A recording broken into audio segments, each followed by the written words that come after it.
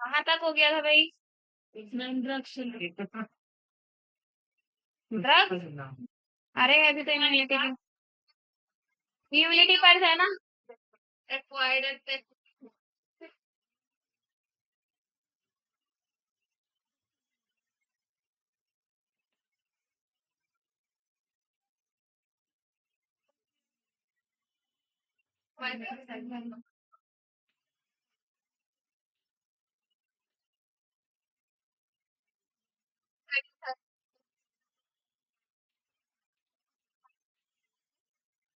Ten आज है, कल की टेन। कल किसने डलवाई थी टेन? टेन डाली थी मैंने कल डेट। नाइन ही डाली थी।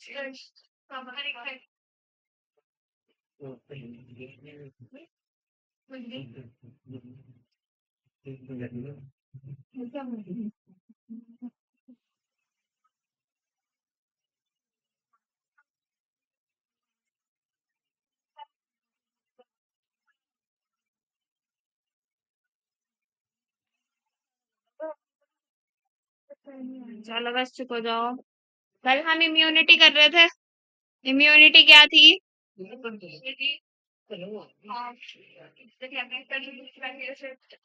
क्या है भाई इम्यूनिटी? बॉयज बताएंगे, गर्ल्स चुप हो जाएगी। हाँ भाई गौरव, क्या हाल है तुम्हारे? बढ़िया है। बहुत क्वेश्चन गलत कर रखे हैं तुमने। जी। वो वाला ही चैप्टर अच्छे से नहीं पढ़ा था या सब में ऐसे ही हाल चल रहा है? तो बिना पढ़े भी नहीं दिया जाता सही से। बहुत सारे क्वेश्चन गलत हुए। इनकी फेयरवेल हो रही है आज। बलून्स लगा रखे हैं ना एंट्री पे। सजे धजे वैसे हैं, वैसे तो फोर्स में बैठी हुई है बाहर, है ना? कोई भी हो।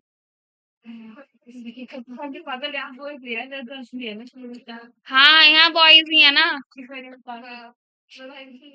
क्या होता है इम्यूनिटी? क्या देख रहे हो आप? अब बाद में भरना फॉर्म। इम्यूनिटी कितने टाइप्स की थी? इम्यूनिटी दो तरह की थी, पहली कौन सी थी? इनेट इम्यूनिटी और दूसरी। तो आज हम क्या करेंगे? एक्वायर्ड इम्यूनिटी करेंगे, क्योंकि we have done innate immunity yesterday.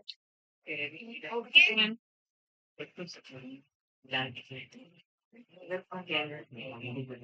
Acquired immunity में भाई क्या क्या होगा बता दो, कल मैंने डिफरेंस बताया था। एक्वायर्ड नाम से तो चल रहा है, एक्वायर कर रहे हैं। कब एक्वायर करते हैं इसको? आफ्टर बर्थ या फिर during life time. Acquire during life time. ठीक है भाई। और आफ्टर बर्थ भी लिखा हुआ आ सकता है। मेमोरी बेस्ड होगा या नो मेमोरी? नो मेमोरी या फिर मेमोरी बेस्ड होगा? मेमोरी होगी तो मेमोरी बेस्ड। और कुछ?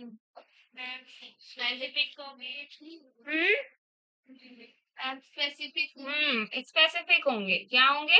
अब कल हमने इनेट इम्यूनिटी में चार बैरियर्स पढ़े थे, कौन कौन से? फिजिकल, फिजियोलॉजिकल, सेल्यूलर और साइटोकाइन बैरियर। ठीक है, ये पढ़े थे चार, चारों की चारों याद है अच्छे से? और जो नहीं आए थे उनको पता है? वही जो बच्चे नहीं आते हैं ना, तो वो लेक्चर देख लिया करो। खैर अभी तो ये वाला कल वाला डला नहीं ना। मैकेनिज्म पढ़ेंगे अब। क्या पढ़ेंगे? मैकेनिज्म पढ़ेंगे इसका। अब देखो मैकेनिज्म में आपको क्या करना है, दो हेडिंग्स पढ़नी है। मैकेनिज्म में भी आपको क्या करनी है, दो हेडिंग्स पढ़नी है। एक तो पढ़ना है आपको प्राइमरी रिस्पॉन्स। एक कौन सा रिस्पॉन्स पढ़ना है? Primary response. और एक सेकेंडरी रिस्पॉन्स। ठीक है।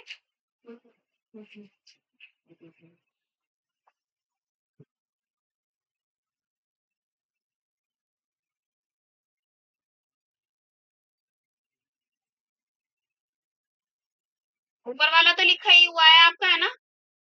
और छोटा कर दूं?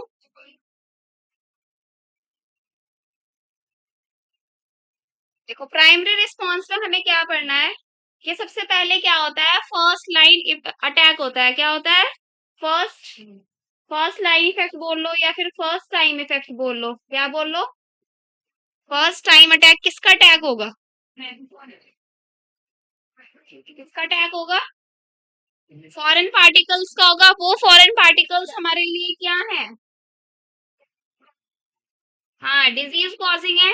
यानी कि फॉरेन सेल कोई भी होगा, फॉरेन सेल कोई भी क्या होगा भाई?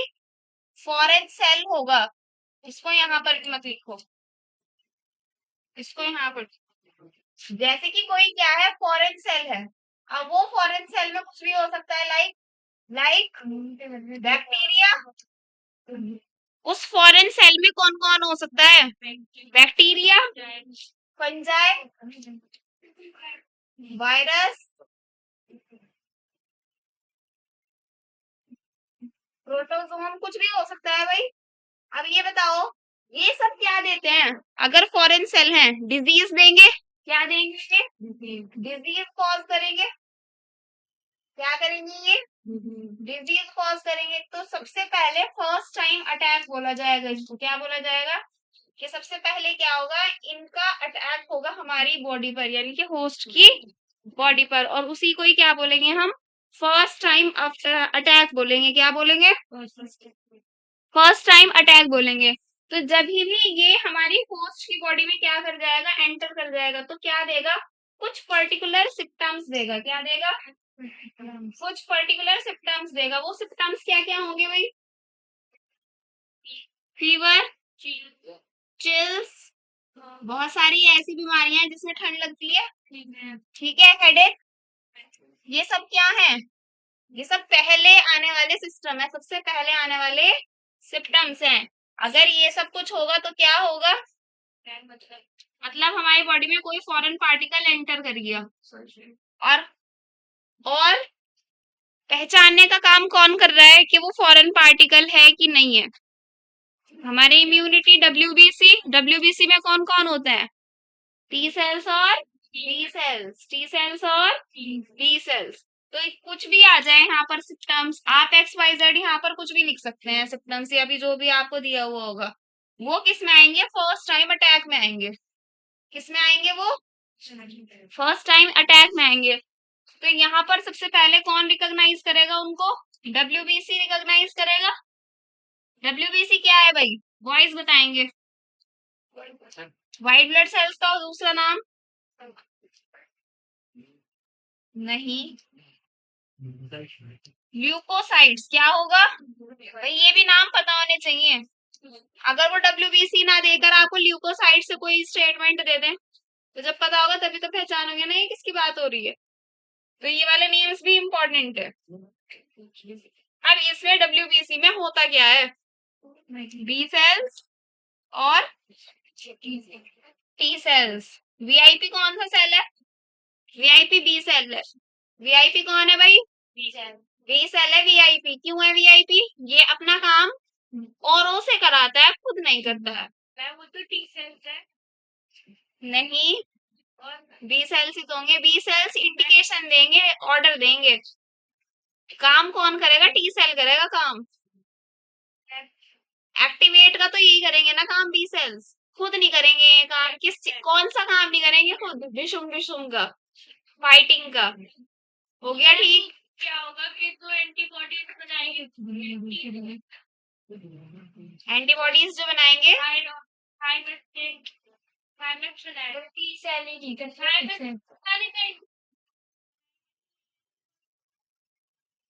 टी सेल बनाएंगे ना, एंटीबॉडी टी सेल बनाएंगे।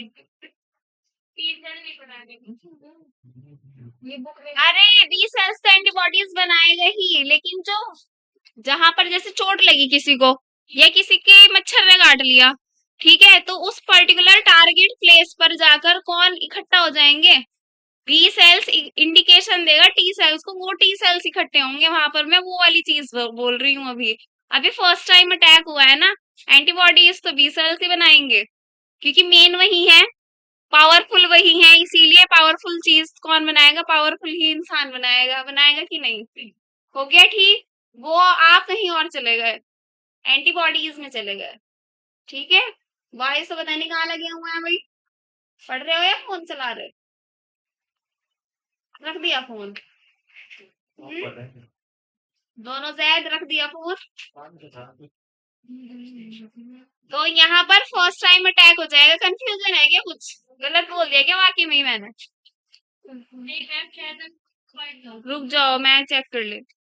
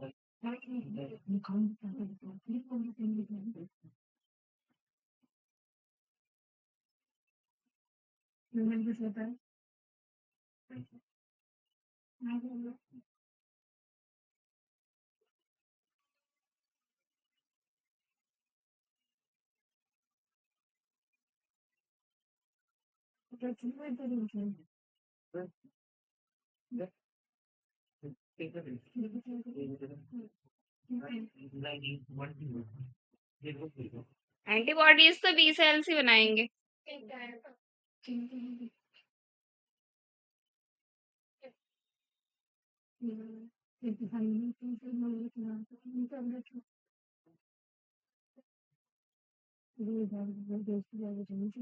हाँ, आप भी सही हो, मैं भी सही हूँ। एक्टिवेट बी सेल्स करेंगे टी सेल्स को, और क्या करेगा? बी सेल्स एंटीबॉडीज बनाएगा, तो उसकी एंटीबॉडीज बनाने की हेल्प टी सेल करेगा। आगे बात समझ में? आपकी भी बात सही है, मेरी भी बात सही है। जब किसी को चोट लगेगी ना, या कोई मच्छर काटेगा, वही पैथोजन एंटर हो रहा है जब, तो क्या होगा? उस टारगेट सेल पर क्या क्या चले जाएंगे? बी सेल्स टी सेल्स दोनों चले जाएंगे। बी सेल्स एंटीबॉडीज प्रोड्यूस करेगा, उसको डिशुम डिशुम करने के लिए। एक्टिवेट कौन करेगा? टी सेल्स को, लेकिन बी सेल करेगा। फिर दोनों क्या करते हैं? एक तरीके से फ्रेंड्स की तरह काम करते हैं। आगे बात समझ में भाई? ये क्या करेगा? प्रोड्यूस करेगा एंटीबॉडीज। उल्टा कर दिया क्या ये मैंने? फिर से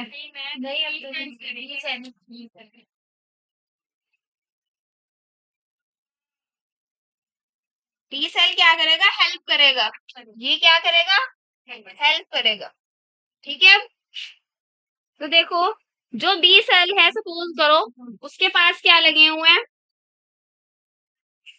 सपोज करो ये क्या है? बी सेल है हमारा। क्या है? इसके ऊपर एंटीबॉडी लगा हुआ होगा, एंटीजन लगा हुआ होगा। बताओ भाई। इसके ऊपर तो एंटीबॉडी है, एंटीबॉडी लगा हुआ होगा भाई इसके ऊपर। अभी ये वाला भी स्ट्रक्चर में बना रही हूँ, ये वाला भी देखना है हमें ना, वाई शेप स्ट्रक्चर। तो ये क्या लगा हुआ है इसके ऊपर? एंटीबॉडी लगा लगा हुआ है। वाई शेप स्ट्रक्चर में क्या लगा हुआ है? एंटीबॉडी लगा हुआ है। तो ये दो तरह के सेल्स प्रोड्यूस करेगा। एक तो कौन सा? Plasma cell. एक तो कौन सा करेगा? और दूसरा मेमोरी सेल। दूसरा कौन करेगा? Memory cell. दूसरा कौन करेगा? लेकिन जो टी सेल्स होंगे वो तीन पार्ट्स में डिवाइड हो जाएंगे। जो हमारा टी सेल होगा वो कितने पार्ट में डिवाइड हो जाएगा? कौन कौन से बता दो जरा। एक तो टी हेल्पर सेल में, एक टी साइटोकाइन सेल में, और एक टी मेमोरी सेल में। मेमोरी तो है ही, तीन में डिवाइड हो जाएगा। क्या हुआ है? ये डिवाइड हो गया है यहाँ पर। और देखो टी सेल के ऊपर मैंने कोई एंटीबॉडी नहीं बनाई है। अभी जो लाइन लिखी थी ना, हो गई क्लियर डायग्राम से? इतना बनाओ इसको। टी सेल क्या करेगा, 3 चीजें देगा। जैसे न्यूक्लियोटाइड में टी काम कर रहा था ना 3 देने का, बस वो ही याद रखना है यहाँ पर भी। टीएम, टीसी, टीएच, ये क्या है, टी मेमोरी, यानी कि मेमोरी टी सेल। क्या है ये, मेमोरी टी सेल। ये क्या है, साइटोकाइन टी सेल। ये क्या है, हेल्पर टी सेल। ठीक है भाई।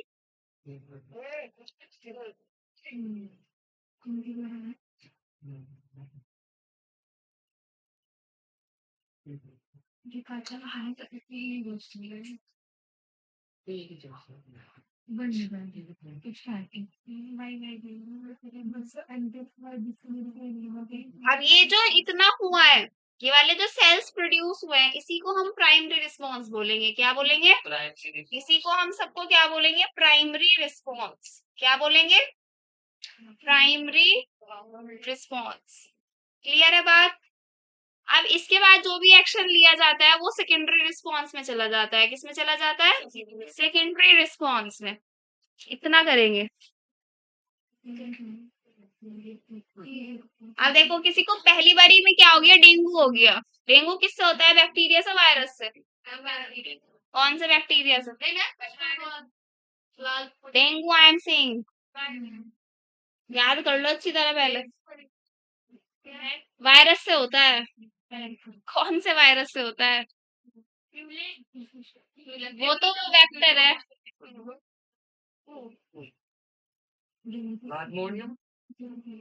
मलेरिया का है वो, देख लो, देख के बता दो। फर्स्ट लेक्चर में बताया था।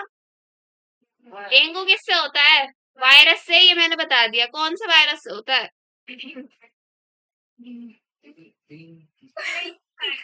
हैं? हाँ, किससे होता है भाई, फ्लेवी एट्रो, क्या लिखा हुआ है, फ्लेवी एट्रो वायरस से होता है। किससे होता है, एट्रो, एटीआरओ, फ्लेवी एट्रो वायरस से होता है। तो जब कभी क्या होगा, पहली बार किसी को डेंगू होगा ना, तो 15-20 दिन का समय लग जाएगा ठीक होने में, क्योंकि फर्स्ट टाइम हुआ है। क्या हुआ है, फर्स्ट टाइम हुआ है। तब कोई मेमोरी क्रिएट हुई हुई नहीं थी। जब कोई मेमोरी क्रिएट हुई थी भाई, नहीं थी। उसके बाद क्या हुआ, उसके बाद क्या हुआ, 2 या 3, 4 या 5 साल के बाद दोबारा से डेंगू हो गया। तो अब वो कम टाइम लेगा। क्यों कम टाइम लेगा, क्योंकि मेमोरी सेल्स बने हुए हैं। क्या बने हुए हैं, मेमोरी सेल्स बने हुए हैं। तो ये प्राइमरी रिस्पॉन्स था। जो सेकेंडरी रिस्पॉन्स होगा वो सेकेंड टाइम अटैक करने पर होगा। क्या होगा, सेकेंड टाइम अटैक करने पर होगा, क्योंकि फर्स्ट टाइम में उसमें मेमोरी आ रहा है ना दोनों जगह पर। बी सेल्स ने भी और टी सेल्स ने भी मेमोरी बना ली। क्या बना ली भाई, मेमोरी बना ली। अब हम खाली डेंगू का एग्जाम्पल नहीं ले सकते, किसी और बीमारी का भी एग्जाम्पल ले सकते हैं। अगर पहली बारी में 15-20 दिन का समय लग रहा है किसी बीमारी को ठीक होने में, तो सेकेंड टाइम अगर वही पैथोजन एंटर कर जाएगा बॉडी में, तो फिर 1 हफ्ता ही लगेगा ठीक होने में, जल्दी हो जाएगा फिर वो ठीक। तो वो जल्दी क्यों होते हैं ठीक, क्योंकि मेमोरी सेल्स बना लेता है बी सेल और टी सेल। वो पहचान लेता है फिर कि अच्छा ये वही वाला था जो इतने साल पहले हमारी बॉडी में एंटर किया था। हमने इतने इतने क्या बना रखे हैं, मेमोरी सेल्स बना रखे हैं। तो अब ये हम जल्दी ही क्या कर देंगे, इसको एलिमिनेट कर देंगे बॉडी से। ये काम कौन कह रहा है, बी सेल और टी सेल्स कह रही हैं। ये वाली बात है, आगे बात समझ में। तो सेकेंड रिस्पॉन्स देखेंगे अब हम, अलग से ही समझा दूं। सेकेंडरी रिस्पॉन्स में क्या होगा कि जब कुछ पैथोजेंस क्या करते हैं,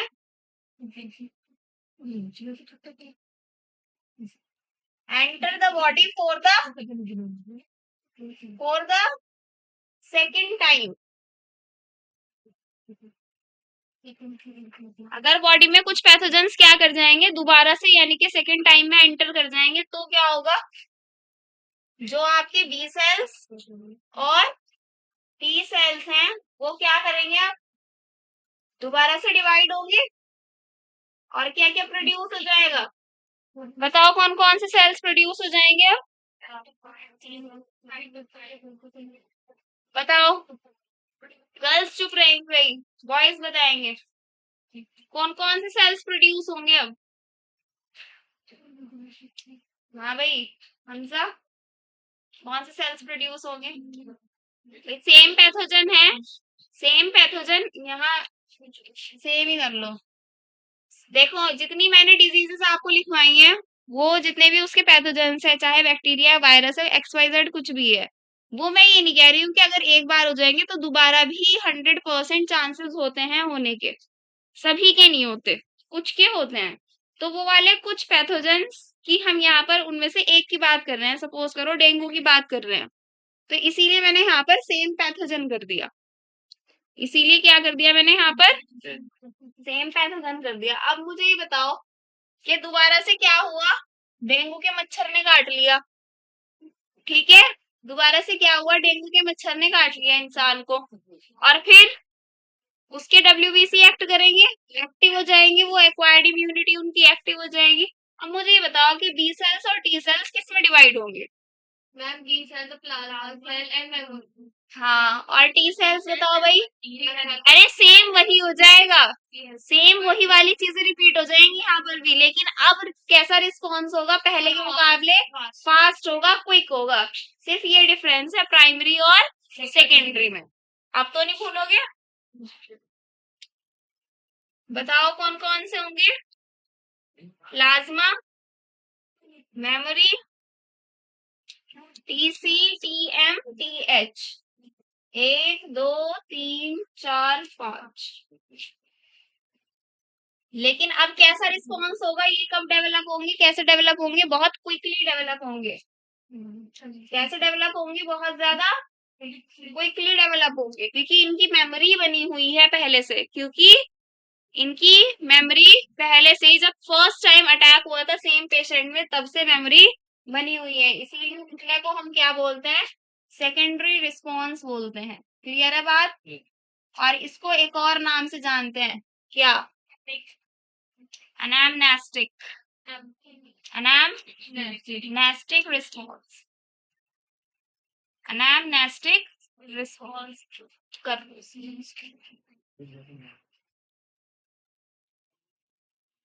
हाँ, बढ़िया वर्ड बताया।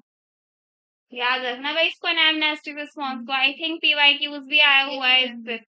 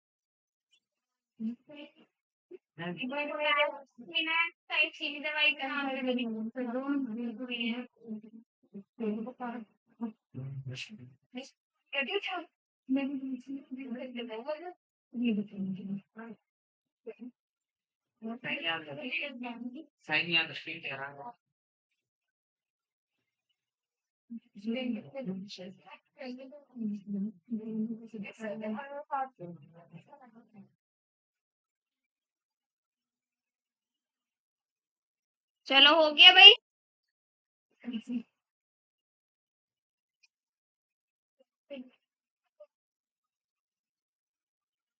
कल हमने क्या देखा था भाई? इनेट इम्यूनिटी के टाइप्स कितने थे? 4। अब हम क्या देखेंगे? Types of acquired immunity. क्या देखेंगे भाई? टाइप्स ऑफ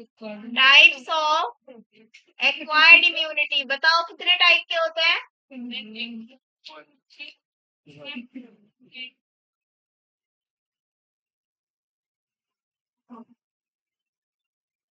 सबसे पहले हम पढ़ेंगे एंटीबॉडी मीडिएटेड इम्यूनिटी। क्या पढ़ेंगे? Antibody mediated immunity. दूसरा होता है सेल मीडिएटेड इम्यूनिटी। देखो इसको क्या भी बोलेंगे हम? AMI। क्या बोलेंगे? और इसी का दूसरा नाम भी होता है क्या? Humoral immunity. क्या होता है भाई? गर्ल्स कितनी बातें कर रही हो? चुप हो जाओ बस। What do you mean by humoral here? Humoral क्या होता है? मैम मतलब sense of humour. Sense of humour. Sense of humour यहाँ क्या काम करेगा? हिमरल का मतलब होता है फ्लूइड। क्या होता है? हिमरल का मतलब होता है फ्लूइड। फ्लूइड क्या है भाई? फ्लूइड क्या है? हमारे बॉडी में फ्लूइड क्या है? ब्लड। क्या है भाई? इम्यूनिटी की बात हो रही है तो ब्लड में से किसकी बात होगी? WBC की यानी कि ल्यूकोसाइट्स की। ल्यूकोसाइट्स में क्या है? ल्यूकोसाइट्स में बी सेल है और क्या है? टी सेल है। अब मुझे बताओ ज्यादा क्वांटिटी किसकी होगी? ज्यादा क्वांटिटी किसकी होगी भाई? हाँ, ये कैसे होंगे? हाई क्वांटिटी में होंगे यानी कि high in number. B cells क्या होंगे? High in number. और टी सेल्स क्या होंगे इनके कंपैरेटिवली? लो इन नंबर। इनका काम क्या था अभी अभी हम पढ़ कर आए हैं? प्रोड्यूस करते हैं क्या भाई? एंटीबॉडीज। एंटीबॉडीज को ABS लिख दो? पूरा ही लिख लो चलो। एंटीबॉडीज को क्या करते हैं? ये प्रोड्यूस करते हैं। एंटीबॉडीज कितनी होती हैं हमारी बॉडी में? 5 टाइप्स की होगी, वो बाद में देखेंगे। ठीक है, मैं बताऊंगी अभी कैसे याद करना। आगे समझ में। अब ये एंटीबॉडी क्या है? एंटीबॉडी अपना अपना कोई एक बच्चा अपना ब्लड ग्रुप बताओ। ओ पॉजिटिव और ओ नेगेटिव वालों ने बताया। कौन सा एंटीबॉडी है आप में? ए भी है और बी भी है। हाँ भाई, सबको बताया ब्लड ग्रुप सबने? कोई ऐसा है जिसको नहीं पता? सबको पता है? नहीं पता? अरे पता कर लो। पता होना चाहिए सबको अपना ब्लड ग्रुप। आपने नेम के मीनिंग और अपना ब्लड ग्रुप सबको पता होना चाहिए। ये दो चीजें ऐसी हैं। ठीक है, कोई बात नहीं, चलो आगे बढ़ जाते हैं। सपोज करो ए ब्लड ग्रुप है। किस किस का है ए ब्लड ग्रुप? बस एक का ही है ए। चलो एक में हो गई। ए पॉजिटिव है मेरा। तुम्हारा भी ए पॉजिटिव है, ठीक है। और नहीं है किसी का ए पॉजिटिव? अरे ए वाले तो ज्यादा होते हैं, ये पता ही नहीं। बी पॉजिटिव बताओ चलो। बी किसका है? बी 1 2 3 4 5। सी तो नहीं है किसी का। ओ किसका है? ओ वाले 4 बैठे हैं। अच्छा जी, नेगेटिव है पॉजिटिव है? पॉजिटिव। मेरी मम्मी का है ओ नेगेटिव। हाँ। और ए बी किसका है? बस ए बी पॉजिटिव।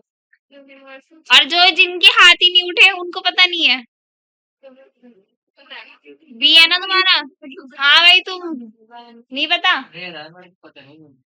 अच्छा रेयर है, बस ये पता है। चलो ठीक है। सपोज करो किसी का ब्लड ग्रुप ए है। सपोज करो किसी का ब्लड ग्रुप ए है, इसमें कौन सा एंटीबॉडी होगा?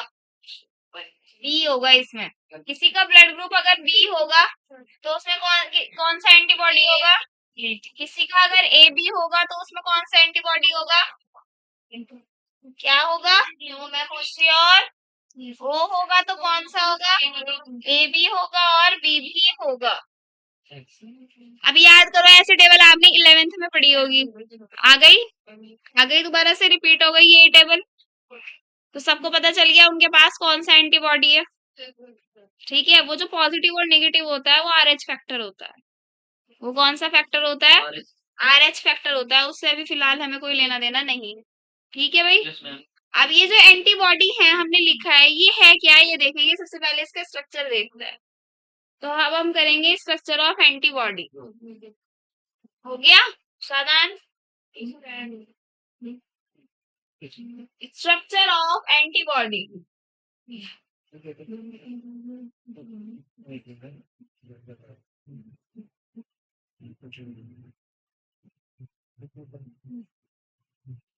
देखो, वाई शेप स्ट्रक्चर होता है कैसा? Like this.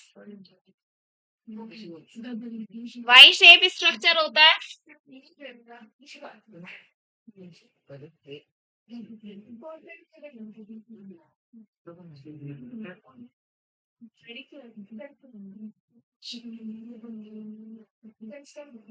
अच्छा सा आप बना लेना, ठीक है भाई।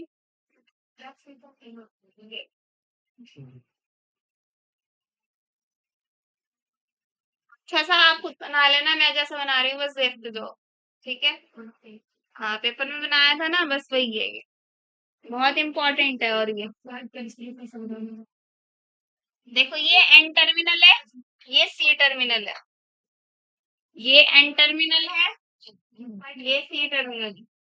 अब इसमें डाइसल्फाइड ब्रिजेस होते हैं। क्या होते हैं? डाइसल्फाइड ब्रिजेस होते हैं। बताओ कहाँ कहाँ होंगे? बताओ भाई, कहाँ कहाँ होंगे डाइसल्फाइड ब्रिजेस?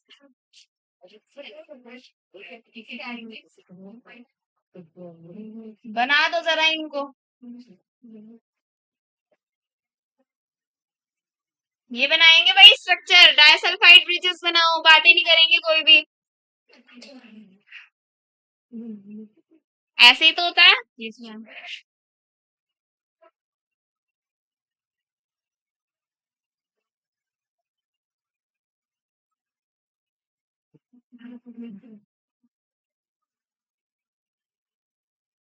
बना लो इसको।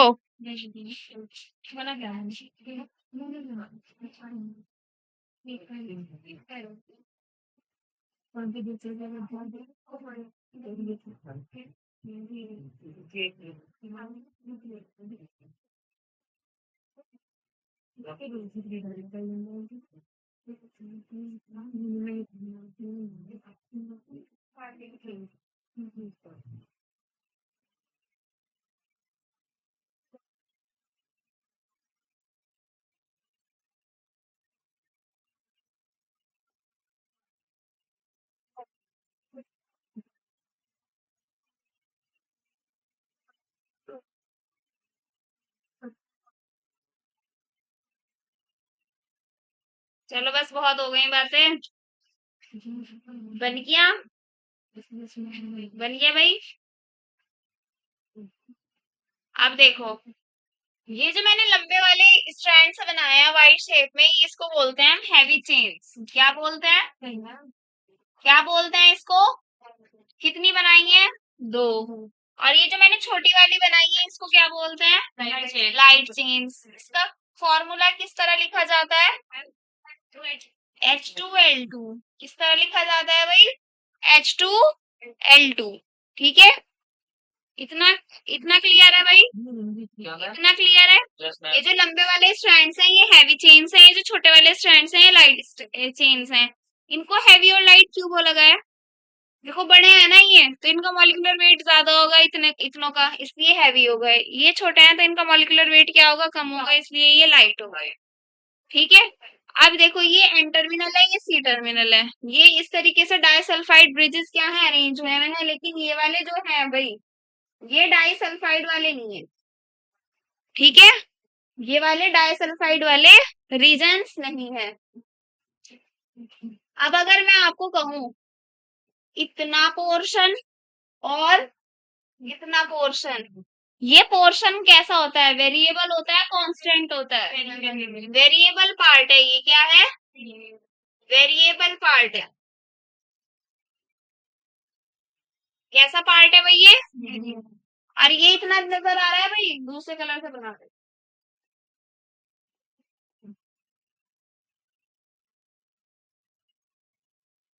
ये इतना नजर आ रहा है भैया आपको सबको? है? आ रहा है नजर? ये कैसा पार्ट है? ये कांस्टेंट पार्ट है, या कांस्टेंट रीजन बोल दो आप। किसका है ये कांस्टेंट रीजन? H2L2 का? H2L2 का। देखो इसमें हैवी चेन भी इंक्लूड है और लाइट भी चेन इंक्लूड है, तो ये किसका हुआ? H2L2 का। ऐसे ही ये भी किसका होगा? H2L2 का। इतनी बात क्लियर है? क्लियर है भाई इतनी बात? याद रखेंगे हर जगह सल्फाइड डाई सल्फाइड ब्रिजेस होंगे, सिर्फ यहाँ पर नहीं होंगे। ये ब्रिज, ये डाई सल्फाइड ब्रिजेस नहीं है क्योंकि ये आपस में अटैच नहीं है, बस डाई सल्फाइड है इस तरीके से। ये सब ऐसे ऐसे हैं।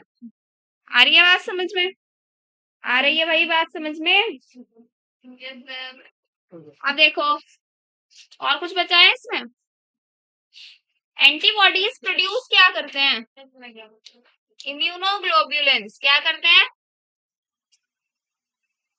इम्यूनोग्लोब्युलेंस क्या करते हैं? क्या करते हैं भाई? Antibodies produce immunoglobulins. ये इम्यूनोग्लोब्युलेंस क्या है? प्रोटीन्स है। क्या है भाई ये? प्रोटीन्स है। क्या है भाई ये?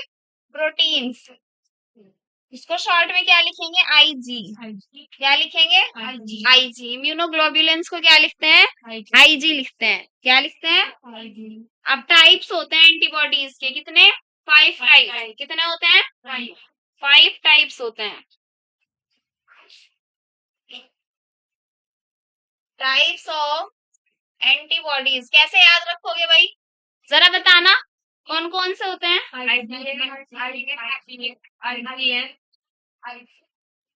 अटक जाए ना। देखो देखो गेम याद रखेंगे। क्या याद रखेंगे? और डी लगा दो, गेम। यही 5 तरह के क्या होते हैं? एंटीबॉडी होते हैं, और इनको कैसे लिखते हैं? आईजी करते हैं। ठीक है भाई? आ गए सर? देखो गेम अब नहीं भूलोगे ना? वो जो अटक जाते हैं ना, याद तो कर लेते हैं वैसे, लेकिन अटक जाते हैं कौन कौन से, तो ये इस तरीके से याद रखना, गेम। ठीक है? बता दूं मैं ये कितना कितना परसेंटेज होता है भाई? बता दूं? सबसे ज्यादा जी होता है, 80 से 85%। ए बताओ कितना होगा? 10 से 15%। ये कितना होगा? एम 5 से 10। 8 से 10 कम होते जा रहे हैं जी। देखो ट्रिक भी है और कम भी होते जा रहे हैं परसेंटेज। ये सिर्फ 1% होगा, ये भी सिर्फ 1% होगा। 0 पे नहीं जाएगा, 0 पे तो फिर खत्म ही हो जाएगा ना। इसके बारे में हमें और भी लिखनी है चीजें, 1-2 PYQ आए हुए हैं इसमें से। स्मॉलेस्ट एंटीबॉडी और लार्जेस्ट एंटीबॉडी बता दो, कॉम्पोजिशन में मत जाना।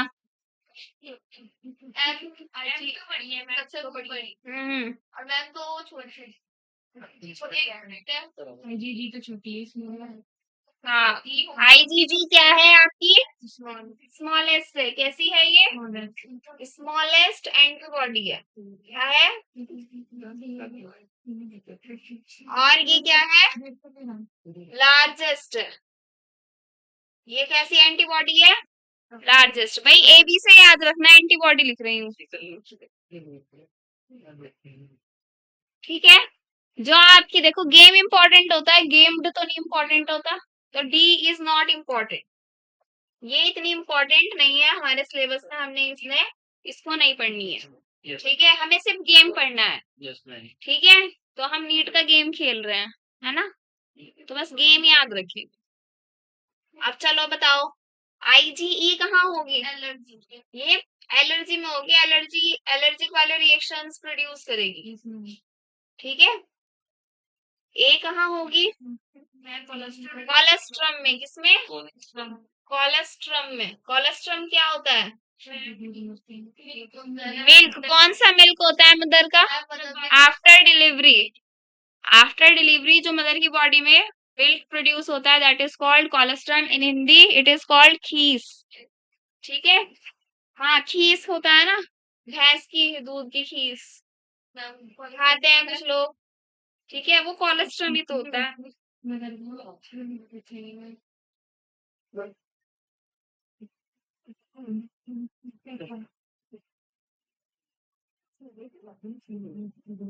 ये बताओ अभी स्मॉलेस्ट एंटीबॉडी कहाँ मिलती है?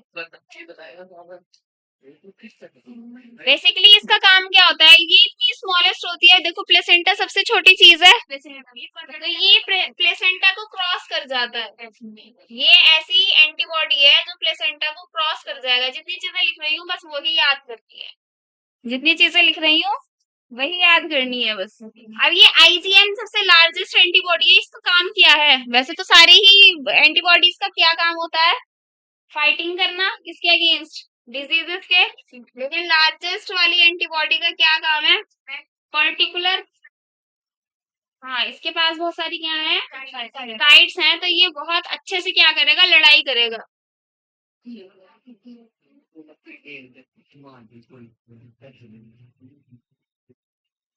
इतनी चीजें काफी हैं जितनी लिखवा दी भाई, इससे ज्यादा आपको नहीं करनी। तो आपसे भाई किसी का भी फंक्शन पूछ सकते हैं, और जहाँ फंक्शन लिखवाया वहां फंक्शन पूछ सकते हैं। जहां पर प्रेजेंट बताया जैसे कोलेस्ट्रम में IgA, वहां आपको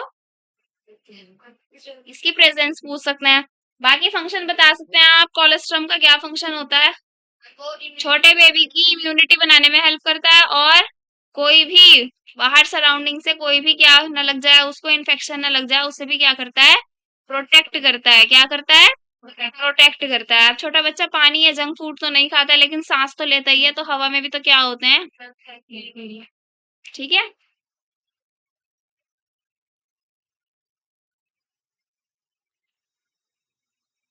एलर्जी के साथ साथ पैरासिटिक इन्फेक्शन भी लिख लो।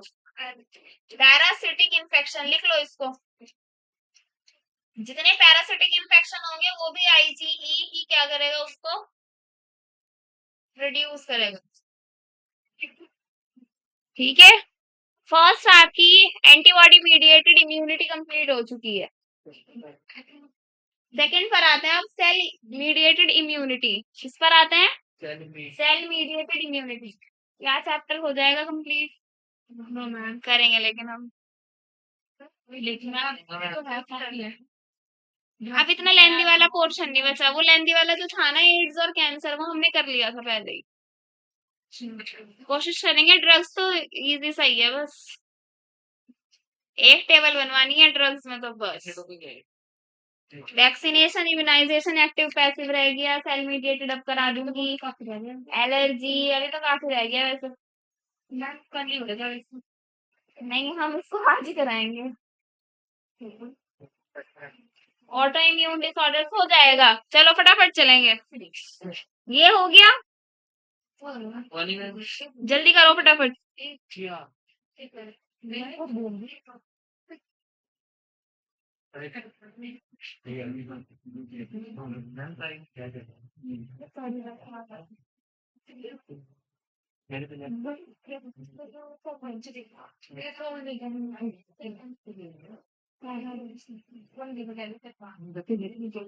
लिख लिया?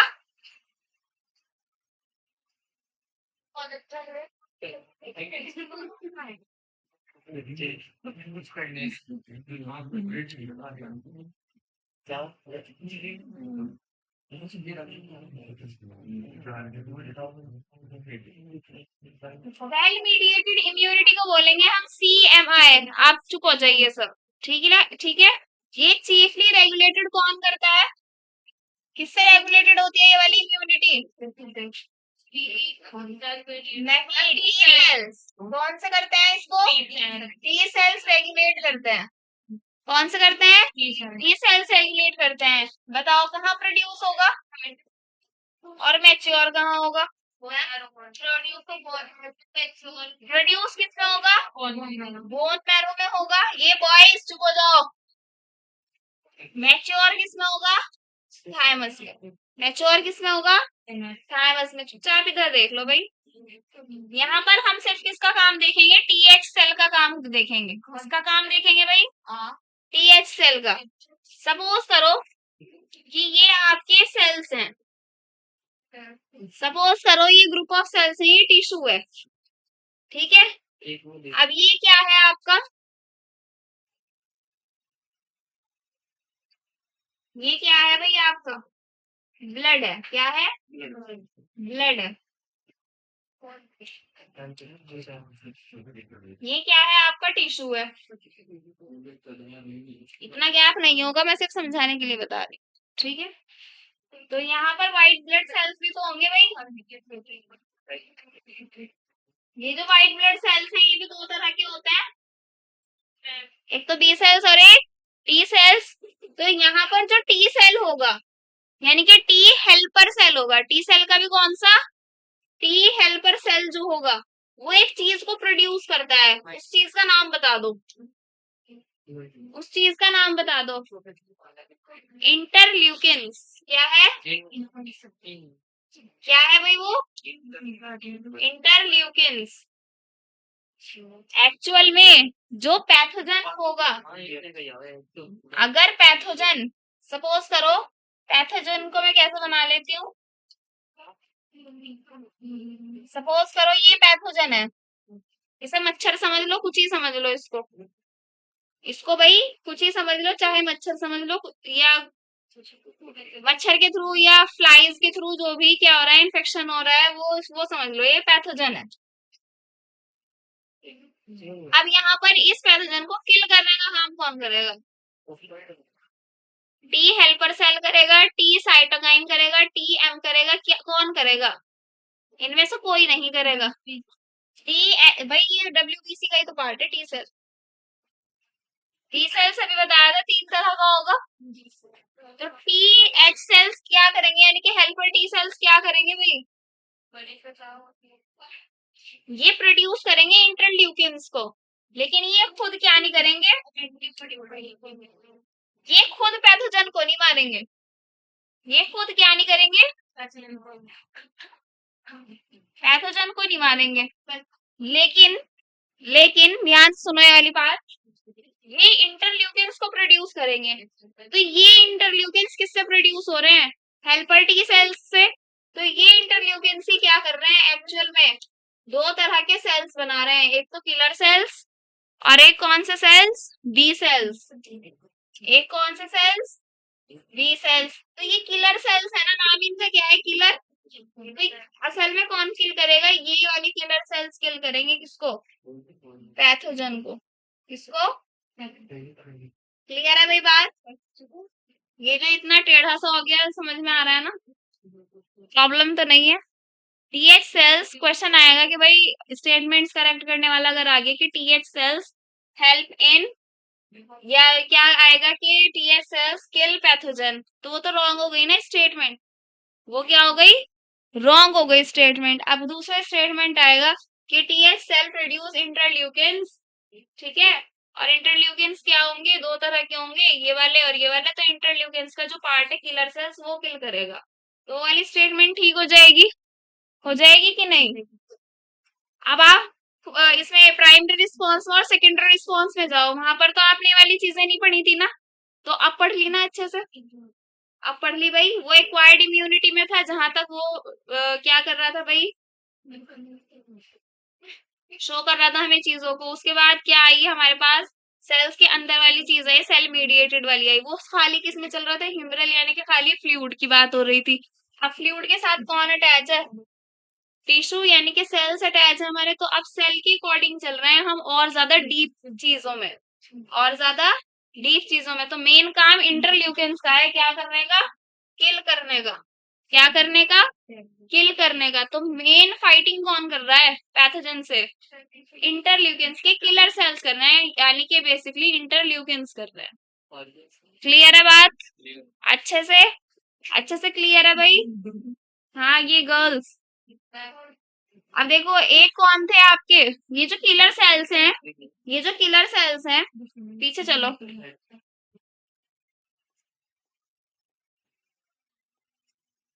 ये जो किलर सेल्स हैं आपके, यहाँ पर तो कोई भी किलर सेल नहीं है, या है यहाँ पर किलर सेल्स छुपे हुए हैं। साइटोकाइन को ही किलर सेल्स बोलेंगे।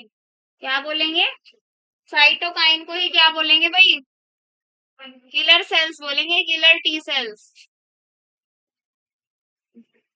साइटोकाइन को ही क्या बोलेंगे? सॉरी, सॉरी भाई, साइटोकाइन नहीं होता, वो साइटोटॉक्सिक होता है। क्या होता है? साइटोटॉक्सिक। साइटोटॉक्सिक होता है।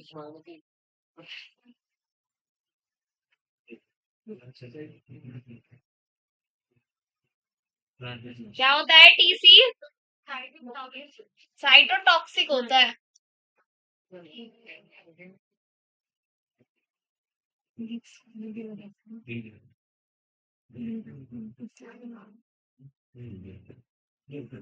इसी को हम क्या बोलते हैं?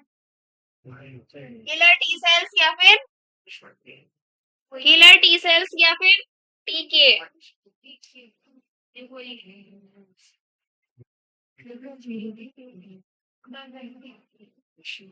भैया आपको नींद आ रही है क्या पढ़ते हुए? ये बता दो मुझे, आपको नींद आ रही है क्या पढ़ते हुए? हाँ, रिस्पॉन्स ही नहीं कर रहे हो। जो जो हमने टी सी पढ़ा था, साइटोकाइन पढ़ा था जिसको, वो साइटोकाइन नहीं है, साइटोटॉक्सिक है। क्या है? साइटोटॉक्सिक। करेक्ट कर लेना अगर आपने वहां पर लिखा हुआ होगा तो इसमें बड़ी इंपॉर्टेंट बात पढ़नी है। जो आपका जो आपका क्या है भाई? टी सी है, इसको हम क्या लिख सकते हैं? टी सी भी लिख सकते हैं। जो आपका टी सी सेल है, उसके पास ऐसी क्या चीज है जो वो क्या कर रही है? किल कर रहा है किसको? पैथोजन को। बताओ जरा, क्या है उसके पास ऐसा? टॉक्सिन्स हैं, किसकी फॉर्म में है? अरे हर चीज किसकी फॉर्म में होती है? एंजाइम्स। किसकी फॉर्म में होंगी? तो इसके पास पर्टिकुलर क्या होंगे? एंजाइम्स होंगे, जो कि क्या करेंगे? पैथोजन को किल कर देंगे। एक बात सुनो, अब अभी तक हम किसकी बात कर रहे थे? डिजीजेस की। किसकी बात कर रहे थे? सुन लो भाई, सुन लो, किसकी बात कर रहे थे अब तक?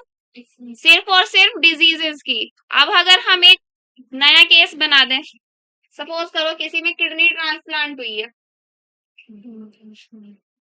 मच्छर तो क्या है, यूनिसेल्युलर या फिर कॉम्प्लेक्स वाले को भी, बिल्कुल छोटे से को, माइक्रोस्कोपिक वाले को हमारी बॉडी में डाल रहा है। जब उससे इतनी उथल पुथल मच जाती है बॉडी के अंदर के फीवर आ गया, ये सिम्टम आ गया, वो सिम्टम आ गया, ठीक है, और वो एक मच्छर ही या फिर एक यूनिसेल्युलर बैक्टीरिया ही हमें परेशान कर देता है इतना। किडनी तो पूरा ऑर्गन है। Yes ma'am. तो हमारी बॉडी के लिए तो ये भी नॉन सेल्फ में आएगा। ये भी किस में आएगा? नॉन सेल्फ में आएगा। तो जो भी किसी भी ऑर्गन का अगर ट्रांसप्लांट होता है, उसको क्या बोलते हैं? ग्राफ्ट बोलते हैं। ग्राफ्टिंग बोलते हैं उसको। क्या बोलते हैं? ग्राफ्टिंग। क्या बोलते हैं उसको? तो किडनी तो क्या है, पूरा ग्रुप ऑफ टिश्यूज से बना हुआ एक पूरा ऑर्गन है। तो रिजेक्ट करेगा या नहीं करेगा हमारी इम्यूनिटी उसको? क्यों रिजेक्ट करेगा? क्योंकि वो किसी और का है। वो हमारे वाले सेल्स पहचानता है, किसी और के सेल्स नहीं पहचानता। वो एक अलग बात है कि टिश्यू मैचिंग वगैरह करके तब दिया जाता है किडनी किसी पेशेंट को। ऐसे ही हम किसी की भी किडनी नहीं लगा देंगे किसी में भी, ठीक है। तो ये रिस्पॉन्सिबल कौन होता है? ये टीसी सेल ही होता है रिस्पॉन्सिबल। क्या करने के लिए? ग्राफ्ट रिजेक्ट करने के लिए। ग्राफ्ट रिजेक्शन करने के लिए। रिजेक्शन समझ में आ गया ना? रिजेक्शन मतलब रिजेक्ट कर रहा है। अब कोई से भी हो रहा है, कोई सा भी क्या हो रहा है? ट्रांसप्लांट हो रहा है। दुनिया में सबसे ज्यादा किडनी का ही ट्रांसप्लांट होता है। लंग्स का सक्सेसफुल नहीं रहा, ठीक है, और हार्ट का भी हो जाता है और लीवर का भी हो जाता है, लेकिन आइस का भी हो जाता है, लेकिन किडनी का सबसे ज्यादा होता है। किडनी का क्या होता है? तो वही केस ले लिया हमने भी। तो यहाँ पर तो बेचारे को कोई डिजीज नहीं थी ना, सपोज करो पहले डिजीज थी, लेकिन अब क्या हो गई, किडनी दूसरी लगा दी, तो अब तो कोई डिजीज नहीं रही ना किडनी की। अब तो किडनी लगा दी, लेकिन किडनी क्या है? ऑर्गन है। जब एक यूनिसेल्युलर बैक्टीरिया, सपोज कर लो एक यूनिसेल्युलर बैक्टीरिया से इतना ज्यादा क्या हो रहा है बॉडी में, हलचल मच रही है, उथल पुथल मच रही है, ये तो पूरा का पूरा ऑर्गन है, तो हमारी इम्यूनिटी रिजेक्ट करेगी, ग्राफ्टिंग को रिजेक्ट करेगी। तो हमारी इम्यूनिटी में ऐसी कौन सी चीज है जो स्पेशली ग्राफ्ट रिजेक्शन करती है? वो टीसी सेल है।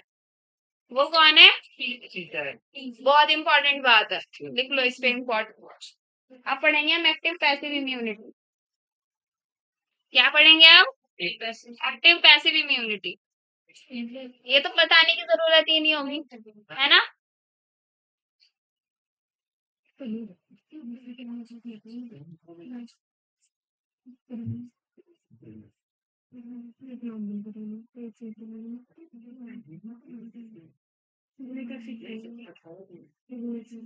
इम्पोर्टेंट नहीं है वो, कर देना।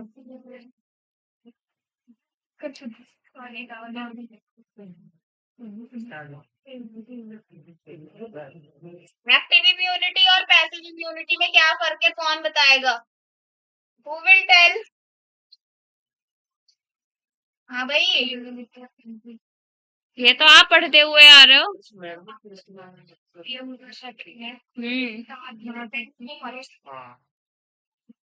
एक्टिव इम्यूनिटी जो हमारी बॉडी में क्या हो रही है? Body itself is fighting against the diseases. Body itself is important here. Itself is fighting against the diseases. और यहाँ पर कैसी होंगी पैसिव इम्यूनिटी में? जो रेडीमेड दी जाती हैं। जो कैसी दी जाती है? पहले से तैयार करके दी जाती है, रेडीमेड एंटीबॉडीज होती हैं। यहाँ पर कैसी होती है? रेडीमेड एंटीबॉडीज होती हैं जो फाइट करती हैं अगेंस्ट पैथोजन, जो फाइट करती हैं, ये लिख लेना यहाँ पर, अगेंस्ट पैथोजन। दोनों ही क्या होती है? दो दो टाइप की होती है, एक तो नेचुरल और एक आर्टिफिशियल। एक तो क्या होगी? नेचुरल, और एक क्या होगी? आर्टिफिशियल।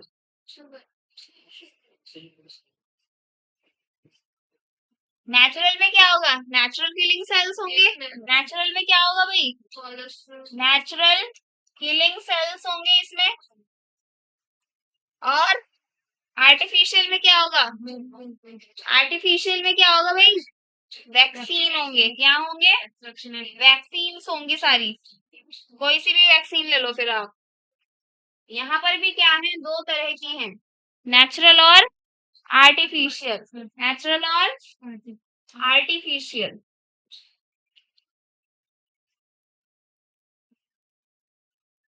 इनके आगे भाई लिख लेना पैसिव इम्यूनिटी, एक्टिव इम्यूनिटी, लिख लेना इनके आगे। चलो भाई बताओ इसमें। इसमें आ जाएगा कोलेस्ट्रम। देखो कोलेस्ट्रम किसने बनाया हुआ है? पहले से ही मदर की बॉडी ने बनाया हुआ है, तो ये कोलेस्ट्रम किसमें जाता है? मदर टू फीटस जाता है। क्या है ये? मिल्क।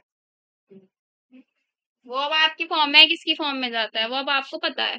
किसकी फॉर्म में जाता है? कोलेस्ट्रम किसकी फॉर्म में जाता है? आईजी डैश बताओ। आईजीए किसमें जाता है? आईजीए। आर्टिफिशियल ये बताओ पैसिव इम्यूनिटी में क्या आ जाएगा? इसमें क्या आ जाएगा? एग्जाम्पल एंटी वेनम वाले इंजेक्शन आ जाएंगे। इसमें क्या आ जाएंगे? एंटी वेनम और एंटी टेटनस। एंटी वेनम बहुत इंपॉर्टेंट है भाई, ये वाली चीज है एग्जाम्पल वाली, इनको लिख लो। एंटी वेनम और एंटी टेटनस, ये दोनों आ जाएंगे इसमें। एंटी वेनम किस में लगता है? Snakes, very good. नहीं, सांप काटेंगे। एंटी टेटनस इंजेक्शन किसमें लगेगा? जब लोहा लग जाएगा, लोहे से क्या हो जाएगा? कट लग जाएगा, ब्लीडिंग हो जाएगी। हाँ, टेटनस का भी।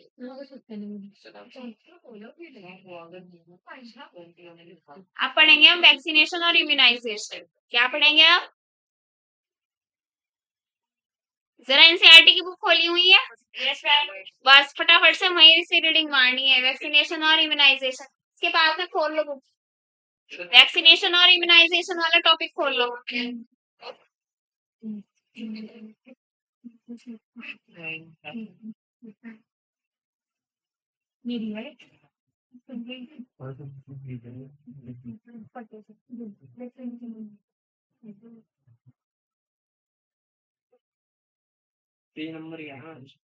बस देख लो।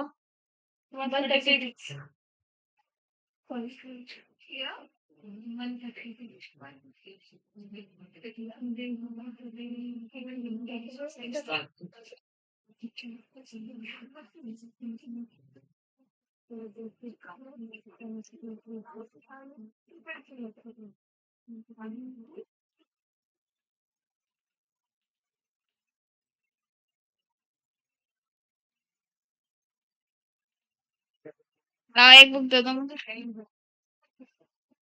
लो, मिला नहीं क्या तुम्हें अब तक?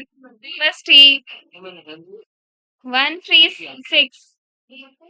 अगर न्यू है तो, अगर न्यू है, अगर न्यू है तो, अगर पुरानी है तो, पुरानी में 150 है, न्यू में 150। हाँ, पुरानी में 150। पुरानी में 153 है और नई बुक में 136 है। तक नहीं मिला है। चलो ये पढ़ेंगे। वैक्सीनेशन और इम्यूनाइजेशन की कुछ लाइंस पढ़ेंगे। द प्रिंसिपल ऑफ इम्यूनाइजेशन और vaccination is based on the property of memory. On the property of memory, बड़ा important word. Of the immune system, किस पे वर्क करता है वो इनका principle? Memory of the immune system पर किस पे वर्क करता है? वैक्सीनेशन में, in vaccination a preparation of antigenic proteins of pathogen और इनएक्टिवेटेड वीकेंड पैथोजन यानी कि vaccine are introduced into the body. अभी वैक्सीन जो दी जाएगी वो इनएक्टिवेटेड फॉर्म में दी जाएगी, ना कि एक्टिवेटेड फॉर्म में। और उस टाइम पर वो इनएक्टिवेटेड फॉर्म कैसी होती है? वीकेंड होती है, यानी कि कमजोर होती है तब उस टाइम पर। शोर मत करो। The antibodies produced in the body against these antigens would neutralize the pathogenic agents। जो भी एंटीबॉडीज प्रोड्यूस होंगी बॉडी में अगेंस्ट पर्टिकुलर एंटीजेंस के, क्या होंगी? अगेंस्ट प्रोड्यूस होंगी। वो क्या कर देंगी? न्यूट्रलाइज कर देंगी पैथोजेनिक एजेंट्स को। जब भी क्या होगा? एक्चुअल इन्फेक्शन होगा। ठीक है। The vaccine also generate memory B and T cells. किस किस की बात हो रही है? सिर्फ बी एम और टी एम की बात हो रही है। सिर्फ किसकी बात हो रही है? बी एम और टी एम की बात हो रही है कि वैक्सीन क्या करती है? बी एम और टी एम सेल्स को जनरेट कर देती हैं, जो कि क्विकली क्या कर लेता है? रिकॉग्नाइज कर लेता है। कौन? एंटीबॉडी क्या ये सॉरी टीएम और बीएम क्या रिकॉग्नाइज करेगा? कौन सा पैथोजन है, क्या कर रहा है वो। ठीक है, पैथोजन है कि भी नहीं है, क्या कर लेगा वो? रिकॉग्नाइज कर लेगा, क्विकली करेगा।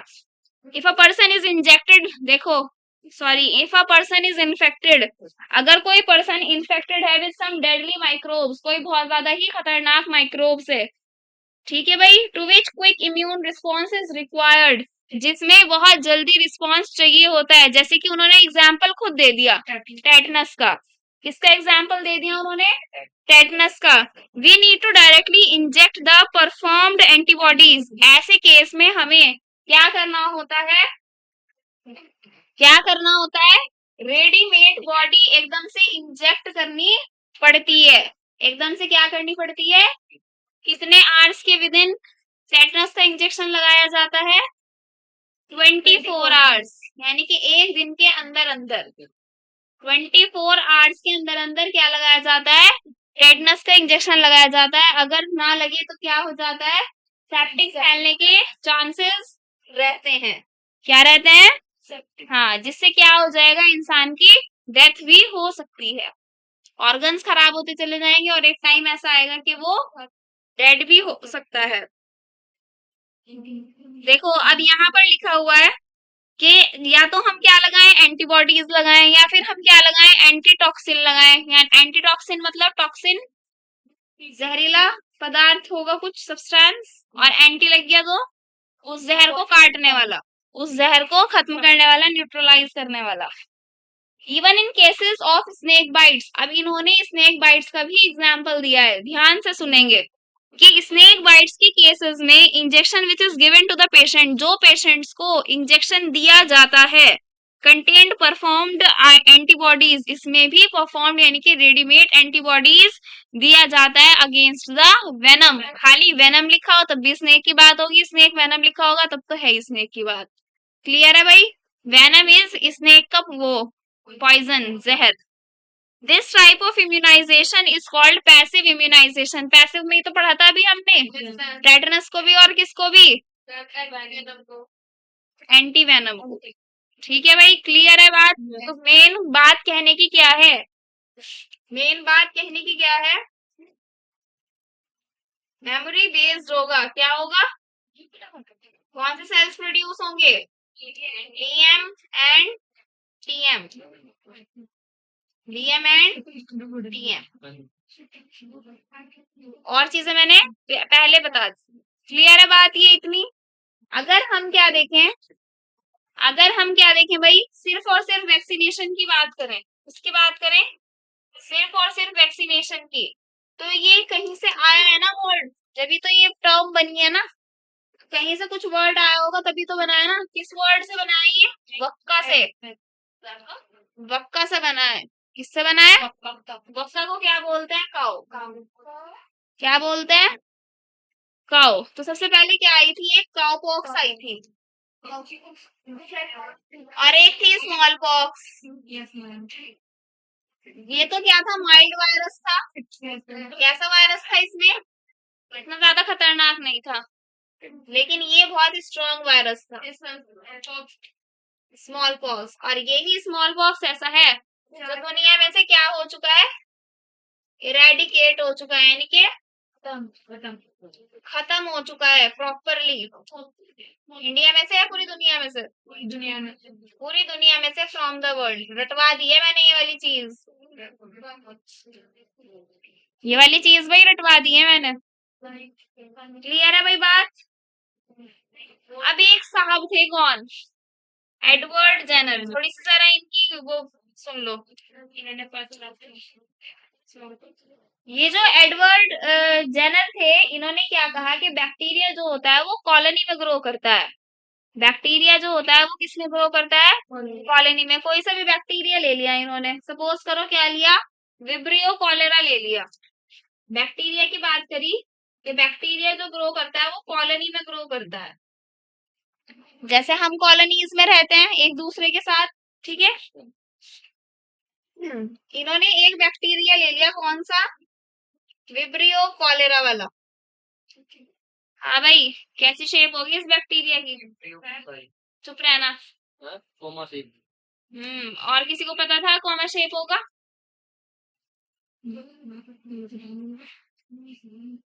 विब्रियो का मतलब ही क्या होगा? Comma shape. क्या होगा? कॉमा शेप होगा। कौन सी डिजीज करेगा ये? कौन सी डिजीज करेगा?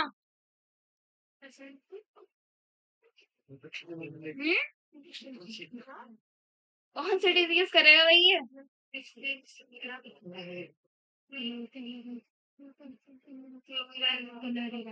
कॉलेरा ही करेगा। क्या बोलते हैं कॉलेरा को हिंदी में? हिंदी में क्लोरेला को क्लोरेला नहीं, क्लोरेला अलग हो गया।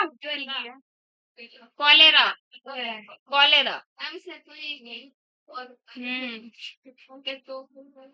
नहीं, यही कहते हैं बस। आप सपोज करो ये विब्रियो कॉलेरा बैक्टीरिया ले लिया और इसको किसमें इंजेक्ट कर दिया? चिकन में, किसमें इंजेक्ट कर दिया? चिकन में। चिकन की डेथ होगी या वो जिंदा रह जाएगा? चिकन की डेथ हो जाएगी या वो जिंदा रहेगा, बताओ? डेथ हो जाएगी। क्या हो जाएगी? डेथ हो जाएगी। अब सपोज करो कि इसी बैक्टीरिया को अब इन्होंने ऐसे मीडियम में रख दिया जिसमें लेस मीडियम था, यानी कि लेस न्यूट्रिएंट्स थे। अब जहां पर पूरा भरपूर न्यूट्रिशन होगा वहां तो अच्छे तरीके से फूले फलेगा कोई भी चीज, ठीक है, कोई भी जानवर, कोई भी माइक्रो ऑर्गेनिज्म। लेकिन अगर मीडियम ही क्या हो जाए, लेस न्यूट्रिएंट मीडियम हो जाए, तो वो कैसा हो जाएगा? फिर भी कमजोर हो जाएगा। वो क्या हो जाएगा? कमजोर। वो पहले के मुकाबले अब इतना स्ट्रांग नहीं रहेगा। क्या नहीं रहेगा भाई? पहले के मुकाबले इतना स्ट्रांग नहीं रहेगा। ये इन्होंने एक तरीके से एक्सपेरिमेंट किया, उसके बाद ये वाली चीजें बताई इन्होंने, ठीक है। अब जब ये बेचारा क्या हो गया, कमजोर हो गया, तो इसके अंदर कैलोरीज की क्या हो गई? डेफिशिएंसी हो गई। क्या हो गई? कैलोरीज की क्या हो गई भाई? प्रॉपर कैलोरीज नहीं मिल पा रही है, तो डेफिसिट हो गया। ये क्या हो गया?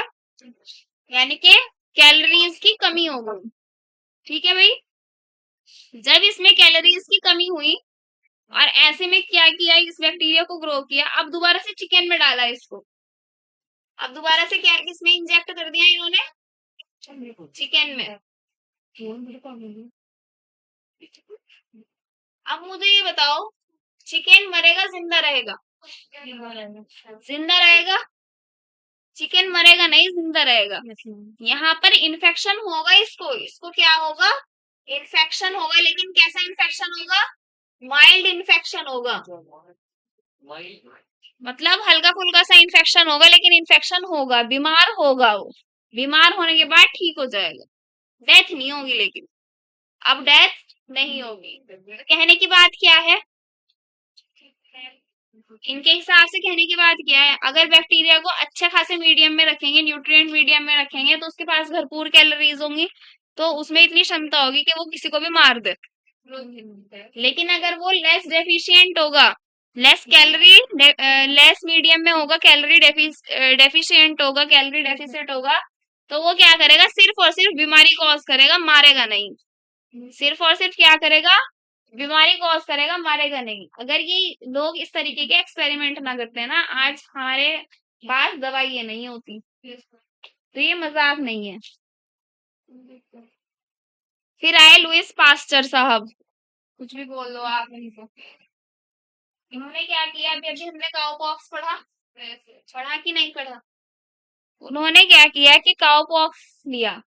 काउपॉक्स मतलब काउ की बॉडी पर से वो जो पॉक्स हो रहे थे ना, निशान हो रहे थे, दाने टाइप हो रहे थे, जब वो सूख गए थे ना, उनको ले लिया। बड़ा अनहाइजीनिक सा है ये भाई चीज जो इन्होंने किया था। उस स्कैब को क्या कर लिया? उस स्कैब को क्या किया इन्होंने? इनहेल करा दिया। किसे करा दिया इनहेल? उन्हीं का उसको करा दिया भाई। इनहेल करा दिया या फिर इनटेक करा दिया, ठीक है। मतलब वही दे दिया उन्होंने, वही खुरन सा स्कैब सा क्या कर दिया, वही दे दिया उनको। तो उन्होंने क्या देखा कि भाई काऊ को तो काऊ पॉक्स से ठीक हो गया। चलने वाली है बात ये, है ना। बिना सिर पैर की बात है ना, लेकिन ऐसे ही है, इनकी स्टोरी ऐसे ही है। तो इन्होंने क्या देखा कि भाई जो जो भी पर्टिकुलर कोई भी काऊ वगैरह थी, अब उसकी डेथ नहीं हुई, वो बीमार जरूर हुई है लेकिन वो ठीक हो गई। वही चिकन वाली बात है बिल्कुल, ठीक है। किसकी बात है? चिकन वाली बात है। काओ पॉक्स का क्या लिया था इन्होंने? स्कैब लिया था, और वही इनटेक करा दिया था किसको? और लोगों को, जिससे क्या पता चला? डेथ नहीं हुई। क्या नहीं हुई? डेथ नहीं हुई। अब वैक्सीन्स क्या होती हैं? अलग अलग टाइप की होती हैं। जैसे कि first generation vaccine, second generation vaccine और थर्ड जनरेशन वैक्सीन। तो फर्स्ट जनरेशन वैक्सीन में क्या क्या होगा भाई? जनरेशन को ऐसे लिख दूं, यहीं पर देख लेना है तीनों को। जैन जी लिखा हुआ है।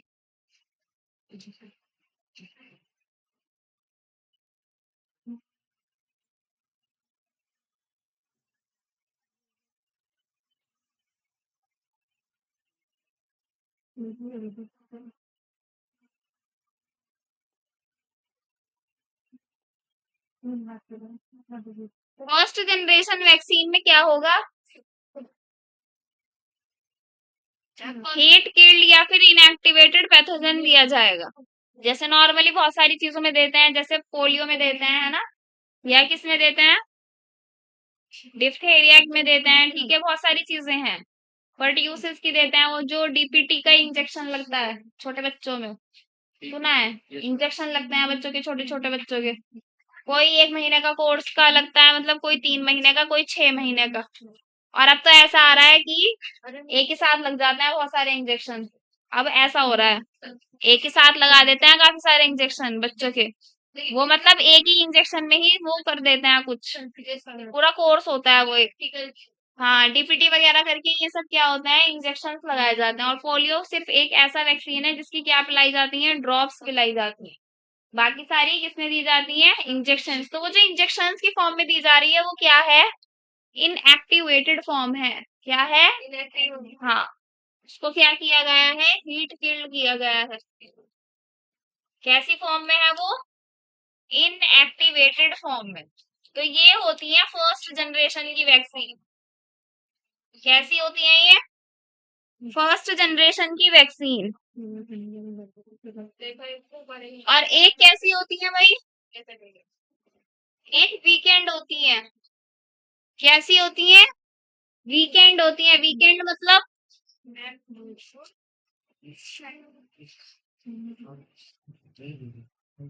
हाँ, कमजोर क्या होंगी ये कमजोर टाइप की होती हैं। क्या होती है ये, कमजोर टाइप की होती हैं। अब मुझे ये बताओ, ये लाइव होंगी मतलब एक्टिवेट होंगी या इनएक्टिवेट होंगी? और कैसी होंगी, ये लाइव होंगी। कैसी होंगी, लाइव होंगी। ठीक है, पूरे के पूरे होल ऑर्गेनिज्म में ये वैक्सीन काम करती है, मतलब पूरी बॉडी में। किसमें करती है, पूरी बॉडी में। तो फर्स्ट जनरेशन वैक्सीन यही है। Second vaccine, second generation vaccine में क्या आती है, सब यूनिट वैक्सीन आती हैं। सब यूनिट वैक्सीन जो कोर्सेज वगैरह में लगाई जाती हैं, ठीक है, जो प्रॉपर कोर्स वगैरह में लगाई जाती हैं। जैसे इसमें क्या आ जाएगा, बड़ी फेमस डिजीज हेपेटाइटिस कौन सी, बी, इसका भी क्या लगता है, वैक्सीन लगती है, ठीक है। और किसका, अभी डीपीटी की बात करी थी, तो डी और टी लिख दें यहाँ पर, डिप्थेरिया और टेटनस, डिप्थेरिया और टेटनस। थर्ड जनरेशन वैक्सीन में क्या होता है, रिकॉम्बिनेंट डीएनए याद है किसी को, वो क्या करता है, क्रिएट करता है आपकी वैक्सीन। आरडीएनए यानी कि रिकॉम्बिनेंट डीएनए, किसमें पढ़ा था रिकॉम्बिनेंट डीएनए, बायोटेक्नोलॉजी में। ये क्या करता है, क्रिएट करता है आपकी क्या, वैक्सीन्स को। तो ऐसी वाली वैक्सीन थर्ड जनरेशन वैक्सीन में आती हैं। किसमें आती हैं, वैक्सीनेशन का पूरा टॉपिक क्लियर हो गया है, हो गया है क्लियर। वैक्सीनेशन और इम्यूनाइजेशन दोनों अलग अलग चीजें हैं, दोनों क्या है, अलग अलग चीजें हैं।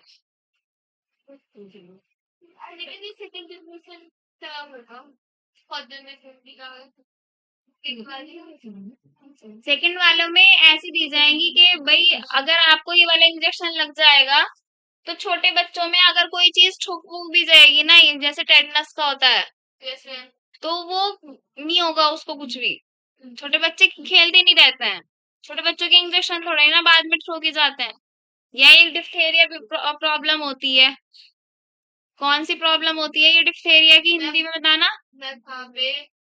इसमें क्या होता है,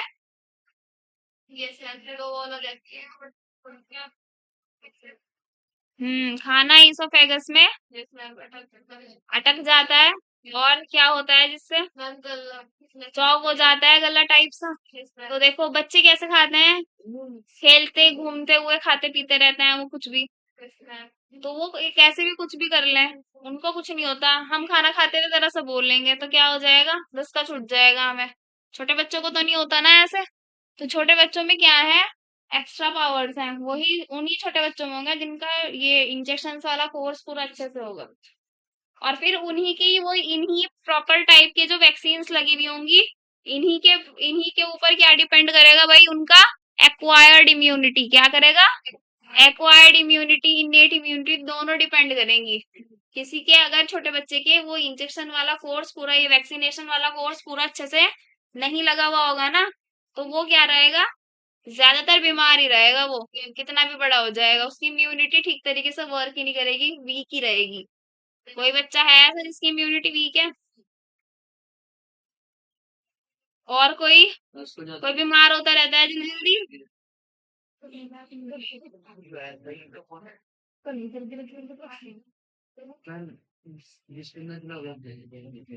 वो अलग होती है।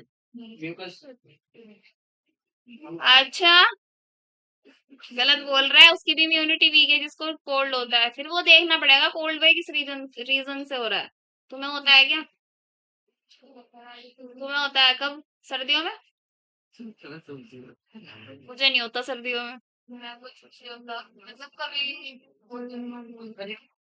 सर्दियों में होता ही नहीं। अभी हुआ था बस कुछ दिन पहले हल्का फुल्का सा, जब वो मैं चौक से लिखना पड़ा था,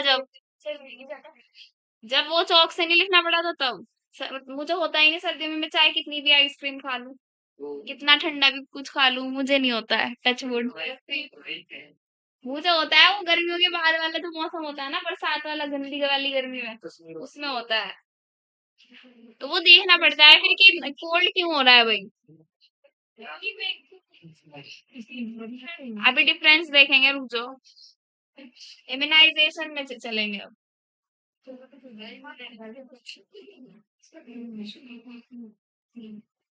और आप सबका ये वाला पीक टाइम है, अगर आपने इस अपनी एज में 2-3 सालों में ये क्या कर ली, अपनी इम्यूनिटी ठीक कर ली, या कांस्टेंट जिनकी चल रही है अच्छी चल रही है, जिनकी कांस्टेंट चल रही है चल रही है, वरना फिर आगे जाके प्रॉब्लम होती है बहुत। कमी एज में फिर बीमारियां लग जाती हैं। इसलिए एक्सरसाइज किया करो रोज। ठीक है भाई, हल्की फुल्की सी एक्सरसाइज कर लिया करो रोज। जॉगिंग तो जरूर किया करो, चाहे घर पे एक ही जगह पर खड़े होकर कर लिया करो। वो अलग बात है, बस वॉक जॉगिंग बहुत जरूरी है। इम्यूनाइजेशन में क्या होगा देखो, ये कॉन्सेप्ट किसने दिया था ये बताएंगे पहले। इम्यूनाइजेशन का कॉन्सेप्ट किसने दिया था? क्या है कॉन्सेप्ट किसने दिया था? लिखेंगे इसको, एमिल वॉन बेहरिंग। बहरे थे, ऐसे ही बोल रही हूँ भाई याद कराने के लिए। एमिल वॉन बेहरिंग ने दिया था। ये लास्ट वाला वर्ड याद रखना बस, बेहरिंग।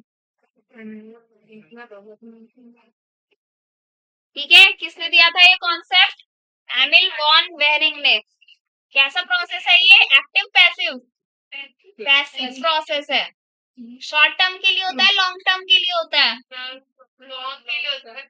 शॉर्ट टर्म के लिए होता है, लॉन्ग टर्म के लिए? लॉन्ग टर्म के लिए। अच्छा, वैक्सीन, पोलियो ले लो। वैक्सीनेशन में क्या था, पोलियो ड्रॉप्स दी गई, एक पर्टिकुलर एज तक दी गई, पूरा कोर्स हो गया पोलियो का। जिंदगी में फिर उसकी एज 60 चली जाए, 70 चली जाए, 80 चली जाए, पोलियो नहीं होगा उसको जिंदगी भर तक। तो वो लॉन्ग टर्म इफेक्ट है। वो स्लो प्रोसेस है लेकिन लॉन्ग टर्म इफेक्ट है। ये शॉर्ट टर्म। ये कैसा है? Short term. चलो डिफरेंस ही कर लेते हैं डिफरेंस यही। कैसा है ये भाई, ये भी रेडीमेड एंटीबॉडीज होंगी। कैसी होंगी ये भी? कुछ चीजें देखो सिमिलर है इसकी। क्या है? कुछ चीजें सिमिलर है, जैसे रेडीमेड हो गई ना ये एंटीबॉडीज। चलो हम अब इसका वो करते हैं, इधर वैक्सीनेशन लिख लो, इधर इम्यूनाइजेशन लिख लो। चलो, ये कैसा प्रोसेस है वैक्सीनेशन का? Active process. ये कैसा होगा? Passive process. ये बड़ा इंपॉर्टेंट है भाई, बहुत चीजें क्लियर हो जाएंगी डिफरेंस से। ये कैसा प्रोसेस है? Long term. ये कैसा प्रोसेस होगा? Short term. ये कैसा होगा? स्लो रिएक्शन होगा इसमें, और उसमें कैसा होगा? फास्ट रिएक्शन होगा। स्लो रिएक्शन और इसमें फास्ट रिएक्शन। यहाँ पर एंटीबॉडीज खुद बनेंगी या नहीं? खुद बनेंगी। यहाँ पर प्रोड्यूस इट्स ओन एंटीबॉडी, यहाँ पर क्या होंगी, रेडीमेड होंगी। 4 पॉइंट काफी है, 4 पॉइंट काफी है। एलर्जी की बात करते हैं थोड़ी बहुत, किसकी बात करते हैं आप, एलर्जी की। किसकी बात करेंगे भाई, एलर्जी की बात करेंगे अब। एलर्जी क्या है, व्हाट इज एलर्जी,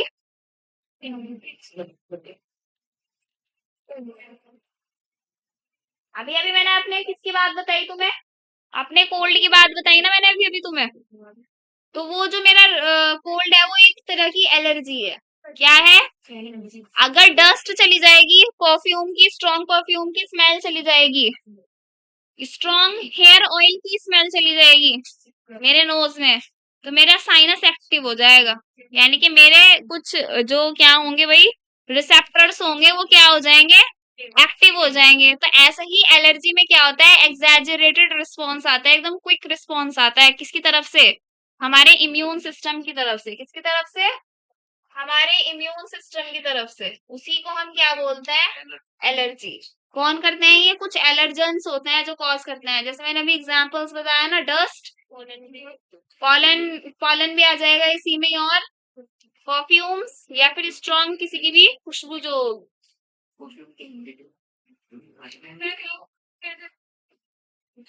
नहीं एलर्जी नहीं आएगी इसमें। इन्हें नहीं, ऐसा नहीं कह सकते हम ये नहीं कह सकते कि सिर्फ इनहेल वाली आएगी। किसी किसी को बॉडी पे रैशेस हो जाते हैं ना, कोई पर्टिकुलर कपड़ा पहनकर, कोई वुलन कपड़े नहीं पहन सकता। सुनो भाई, कोई वुलन कपड़े नहीं पहन सकता, कोई सिल्क वाले वो वाले नहीं कपड़े पहन सकता, एम्ब्रॉयडरी वाले, ये रैशेस हो जाते हैं, होते हैं कुछ ऐसे। तो हम सिर्फ ये नहीं कह सकते कि सिर्फ इनहेल करने वाले ही क्या आएंगे इसमें, एलर्जी में आएंगी चीजें। क्लोथ्स वाले, यूटेंसिल्स को यूज करने वाले या पर्टिकुलर प्रोडक्ट्स को यूज करने वाले, प्लस डस्ट, पॉलन और ये जो स्ट्रॉन्ग स्मेल्स होती हैं, ये सारी आएंगी इसमें।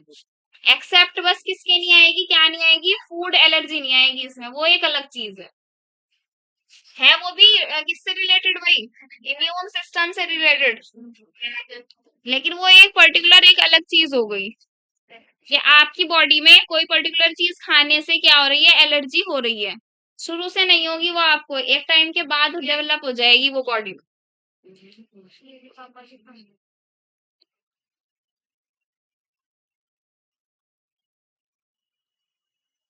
एग्जैजरेटेड रिस्पॉन्स होता है, और कुछ क्या होते हैं, एलर्जेंस होते हैं। क्या होता है, एलर्जेंस क्या होता है, allergy causing agents, allergy causing agents कौन कौन से होंगे, अभी अभी जो बताए, dust, pollen, fragrance, strong fragrance होंगी इसमें भाई, और क्लोथ्स, कॉम्स, टेक्सचर। कोई कोई अगर ब्यूटी प्रोडक्ट जैसे लिपस्टिक्स हो गई, वो यूज कर लेता है किसी की, तो उसके लिप्स पे एकदम से क्या हो जाती है, एलर्जी हो जाती है। तो बहुत सारी चीजें आ जाएंगी, ठीक है इसमें। रेडनेस, ईचिंग, स्वेलिंग, बहुत सारी चीजें हो जाती हैं। मैकेनिज्म देखेंगे अब इसका, क्या देखेंगे भाई, मैकेनिज्म। एक एंटीबायोटिक का नाम बता दो जरा, एक एंटीबायोटिक का नाम बताओ। पेनिसिलिन ले लेते हैं, क्या है, बस बस, ये क्या है भाई, एंटीबायोटिक है सर। क्या है ये, एंटीबायोटिक। ये कहाँ काम करती है, ब्लड के अंदर कौन से सेल्स में काम करेगी, ऑप्शंस दो, न्यूट्रोफिल्स, इसिनोफिल्स, बेसोफिल्स, या फिर कुछ भी नहीं। न्यूट्रोफिल्स, इसिनोफिल्स, बेसोफिल्स, या कुछ भी नहीं। कुछ भी नहीं वाला तो ऑप्शन छोड़ ही दो।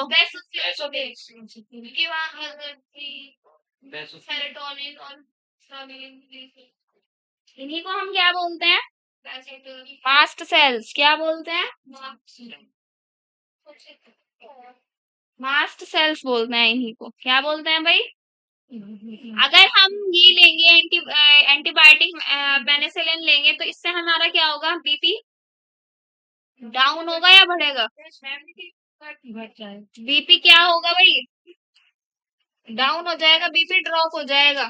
बीपी क्या हो जाएगा, ड्रॉप हो जाएगा। और अगर हम गलत तरीके से एंटीबायोटिक को ले लें, यानी कि ज्यादा अमाउंट में ले लें या जल्दी ले लें, एक टाइम के वो होता है ना भाई, दवाई दी जाती है कि डॉक्टर देता है कि जो दवाई आप सुबह में ले रहे हो वो दोपहर में नहीं लेनी है, शाम में लेनी है या रात में लेनी है, क्योंकि एक टाइम पीरियड होता है किसी पर्टिकुलर दवाई को लेने का। तो अगर गलत तरीके से लेंगे तो क्या हो जाएगा, बीपी इतना इतना ज्यादा गिर जाएगा सीवियर केसेस में कि डेथ हो जाएगी। बीपी ड्रॉप होने से क्या हो जाएगी भाई, डेथ हो जाएगी।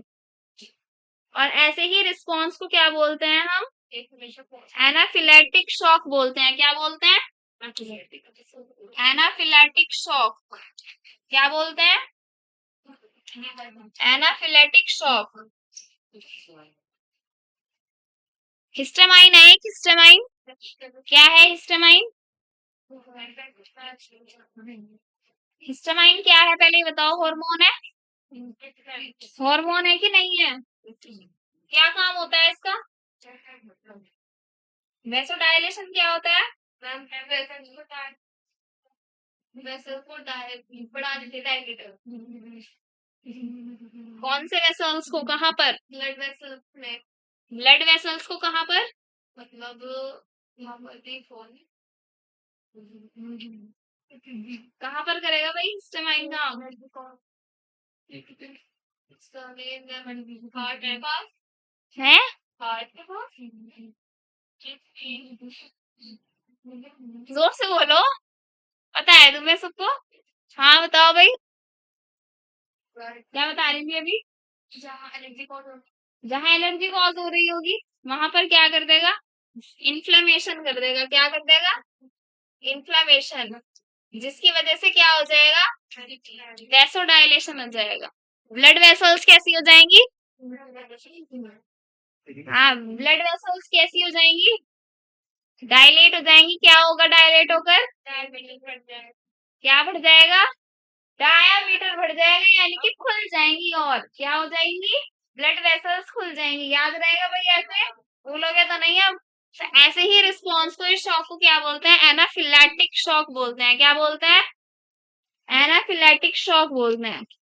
दूसरी एक डिजीज है एक्जिमा। क्या होता है एक्जिमा, अस्थमा नहीं कह रही हूं मैं, एक्जिमा स्किन एलर्जी है ये। क्या है, स्किन एलर्जी है। क्या है भाई ये, कैसी स्किन एलर्जी है, बड़े बड़े रेड पैचेस हो जाएंगे। क्या हो जाएंगे, बड़े बड़े रेड पैचेस। एक है आपका हे फीवर, सुना है ये नाम, HAY हे, हेलो वाला हे नहीं है ये, HAY वाला हे है। हेलो वाला हे तो क्या होता है, HEY होता है। हे फीवर में क्या होगा, फीवर हो जाएगा। इस फीवर में क्या होगा, ठंड लगेगी, गर्मी लगेगी, क्या होगा, कभी गर्मी लगेगी, कभी ठंड लगेगी, कभी क्या लगेगी, बरसात के मौसम में जब बारिश वगैरह होती है कभी आपकी बॉडी का टेम्परेचर गिर जाता है या कभी क्या हो जाता है, बढ़ जाता है। तो यहाँ पर क्या होगा, आपका बॉडी टेम्परेचर कभी क्या हो जाएगा, कभी क्या होगा भाई, लो हो जाएगा, कभी ज्यादा हो जाएगा, कभी लो हो जाएगा, कभी ज्यादा हो जाएगा, यानी कि कभी गर्मी लगेगी, कभी सर्दी लगेगी। ये कुछ एक्स्ट्रा चीजें हैं जो पढ़नी है। और क्या होगा इसमें, रनिंग नोज होगी, जैसे नजले में होगा ना, जुकाम में होगा, कॉमन कोल्ड में, वो वाले सिम्टम्स रहेंगे इसके। और क्या होगा, फीवर। एक है एजमा, एजमा क्या होता है, वही होता है अस्थमा। क्या होता है, इसको भी पढ़ लो। ये सब किस में आता है भाई, एलर्जीज में आता है ये सब। एजमा बोलते हैं वैसे इसको, क्या बोलते हैं, एजमा में क्या होता है, सपोज कोई करो, कोई एलर्जन आ गया यहाँ पर, कौन सा एलर्जन आया, पॉलन आ गया, डस्ट पार्टिकल आ गया, कुछ भी आ गया, एलर्जन होना चाहिए बस वो। क्या होना चाहिए? एलर्जन होना चाहिए। तो वो क्या गया हमारी रेस्पिरेटरी सिस्टम में गया। किसमें गया? हमारे रेस्पिरेटरी सिस्टम बताओ कहाँ से शुरू होता है? नोस्ट्रिल्स, नेसल चैम्बर जो किसमें आ जाएगा? पूरी नोज में। फिर किसमें जा रहा है? विंड पाइप में। विंड पाइप से किसमें जा रहा है? लंग्स में जा रहा है। लंग्स से पहले किसमें जा रहा है? ब्रोंकियोल्स में। ब्रोंकाई ही क्या हो रही है? वो डिवाइड हो रही है। क्या हो रही है भाई? तो यहाँ पर क्या होता है? एल्मा में यानी कि अस्थमा में ब्रोंकाई का इन्फ्लेमेशन हो जाता है। क्या हो जाता है? एकदम से जब जैसे ही एलर्जन कोई गया इसके अंदर, हमारे रेस्पिरेटरी सिस्टम के अंदर, ब्रोंकाई के अंदर एकदम से स्पैज्म होगा। एक रैपिड क्या होगा? स्पैज्म होगा। किस कहाँ पर? ब्रोंकाई और ब्रोंकियोल्स में क्या होगा? एक रैपिड स्पैज्म होगा। What is rapid spasm? Rapid मतलब बहुत जल्दी। स्पैज्म का मतलब होता है कॉन्ट्रैक्शन। क्या होता है? जिसकी वजह से क्या होगा भाई? सफोकेशन हो जाएगा। क्या हो जाएगा? सफोकेशन हो जाएगा। क्या हो जाएगा? सफोकेशन। और यही सफोकेशन क्या प्रोड्यूस कर देगा? इन्फ्लेमेशन प्रोड्यूस कर देगा। यही क्या प्रोड्यूस कर देगा? इन्फ्लेमेशन। क्लियर है भाई? क्लियर है भाई? अस्थमा में या एल्मा में क्या चलती हैं चीजें? किस तरह चलती हैं? आगे बात समझ में? तो क्विक रिस्पॉन्स होता है। क्या होता है? बड़ा जल्दी रिस्पॉन्स होता है ये। अब क्विक रिस्पॉन्स करने के लिए एलर्जी में उसके इफेक्ट्स को घटाने के लिए क्या क्या चीजें दी जाती हैं, क्या क्या चीज उसमें, दवाइयों में क्या क्या चीजें होनी चाहिए, वो लिखेंगे हम। भाई किसी एलर्जन ने क्या कर दिया? एलर्जी कॉज कर दी। उस एलर्जी के अगेंस्ट अब हमें क्या करनी है? मेडिसिन देनी है। तो क्विक रिस्पॉन्स के लिए क्या मेडिसिन देनी पड़ेंगी? उन मेडिसिन में क्या होना चाहिए वो लिखेंगे। हाँ भाई क्या बता रहे हो? बताओ। जब वहां पर हिस्टामिन की बात हुई है तो यहाँ पर किसकी बात हो जाएगी? एंटी हिस्टामाइन की। किसकी बात हो जाएगी? ब्लड प्रेशर डाउन जा रहा था। ब्लड प्रेशर को कंट्रोल कौन करता है? कॉर्टिसोल। कौन करता है? कॉर्टिसोल। और क्या दिया जाएगा? कैटाकोलामाइंस। क्या दिया जाएगा? कैटाकोलामाइंस। देखना सही लिखी है स्पेलिंग। कैटाकोलामाइंस। कैटेकोलामाइंस। ठीक है। ये 3 चीजें दी जाएंगी। कितनी चीजें दी जाएंगी? जितने सारे नहीं आते इतने पढ़ते रहो। इम्यून कौन से? पूछ कर आओ जाओ आरिफ सर से। चलेगा आरिफ सर। और किसका कॉल आया था? सचिन सर का या मगन सर का? बताओ। चलो पढ़ते रहो फिर, चैप्टर कंप्लीट कर ले। सर क्या बोल कर गए हैं? बोल गए थे क्या सचिन सर आएंगे और जब वो पढ़ा के चले जाए तो लोग तो चले जाए। आज भी यही बोला है ना। तो कल लेट आए थे ना थोड़ा सचिन सर। पढ़ते रहो इतने। आ गए थे बाद ही में ही। हाँ मैंने खत्म कर दिया था तभी। है थक गई हूँ लेकिन चैप्टर भी तो कंप्लीट कराना है। भाई ये 3 में ही दे रखा था। 3 लेक्चर में दिया हुआ था ये ऊपर से कुछ, लेकिन मैम पढ़ाया चैप्टर अच्छा ही।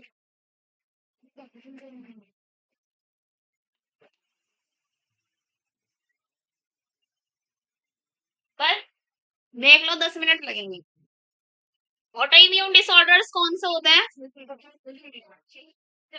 जब बॉडी क्या करती है?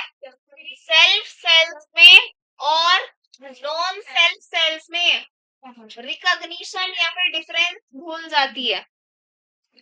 जब हमारी खुद की बॉडी अपने ही सेल्स में और किसी दूसरे के सेल्स में यानी कि नॉन सेल्फ यानी कि फॉरेन वाले सेल्स जो होते हैं पार्टिकल्स के, उनमें डिफरेंशिएट ही भूल जाती है करना, तो तब क्या हो जाता है?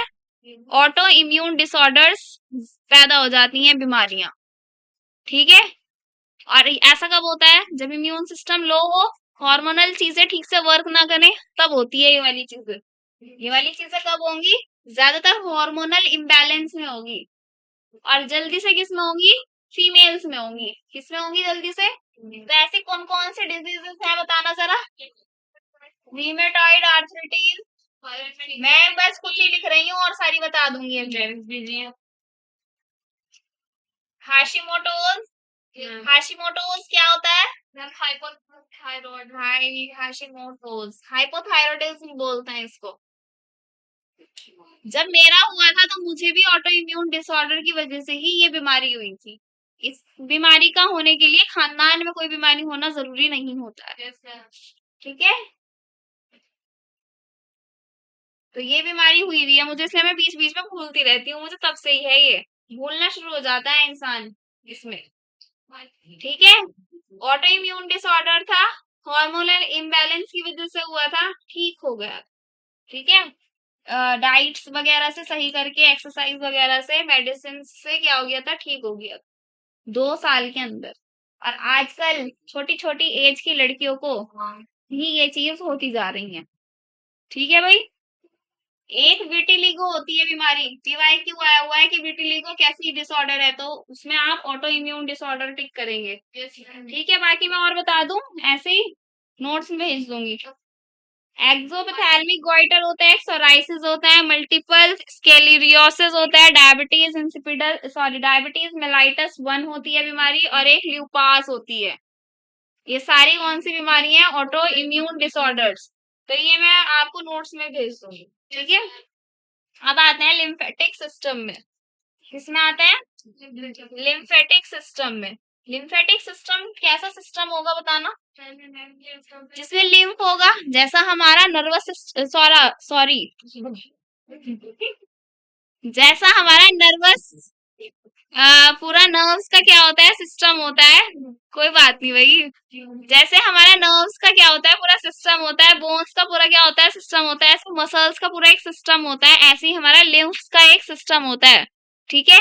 लिम्फ नोड्स होती हैं हमारी, गुठलियां गुठलियां टाइप सी होती हैं, और वो इंटरकनेक्ट अगर हम करते हैं तो वही क्या बन जाएगा, लिम्फेटिक सिस्टम बन जाएगा। बुक में आपको पिक्चर भी दी हुई है। जब आप कोई ब्यूटी टिप्स वाली वीडियो देखते हो तो आप ये देखते हो कि यहाँ से वो क्या कहते हैं कि यहाँ से पॉइंट दबाने चाहिए, कहाँ से? नोज के पास, ये वाले नॉस्ट्रल्स के पास दबाओ, दबाओ भाई। तो ये नहीं, जिसको नजला होगा वो तो नजला ही आ जाएगा बाहर। वो तो एक अलग चीज है, ये गुठली ऐसी फील होंगी आपको, दबा कर देखो। ये गुठली नहीं है, ये लिम्फ नोड्स हैं। क्या है ये? लिम्फ नोड्स हैं। तो यहाँ पर हमारे फेस में बहुत सारी चीजें होती हैं, पूरी बॉडी में बहुत सारी चीजें होती हैं। अगर हमें क्या करना है, अपनी सुंदरता बढ़ानी है, तो कुछ पॉइंट्स दबाने होते हैं। कुछ क्या दबाने होते हैं? पॉइंट्स दबाने होते हैं। क्यों दबाते हैं लिम्फ नोड्स वाले पॉइंट्स? नहीं, जो लाइन तो च्युइंगम से आती है या मुंह की एक्सरसाइज करने से आती है, जॉ की। मैं कह रही हूँ पॉइंट दबाने से क्या होगा, ग्लो कैसे आएगा? वही जो लिम्फ नोड्स होंगे, हाँ, उनमें वो जो फ्लूइड है उसका सर्कुलेशन अच्छा हो जाएगा, यानी कि हर पार्ट पर, फेस के हर पार्ट पर ब्लड सर्कुलेशन अच्छा हो जाएगा। क्या हो जाएगा? ब्लड सर्कुलेशन अच्छा हो जाएगा।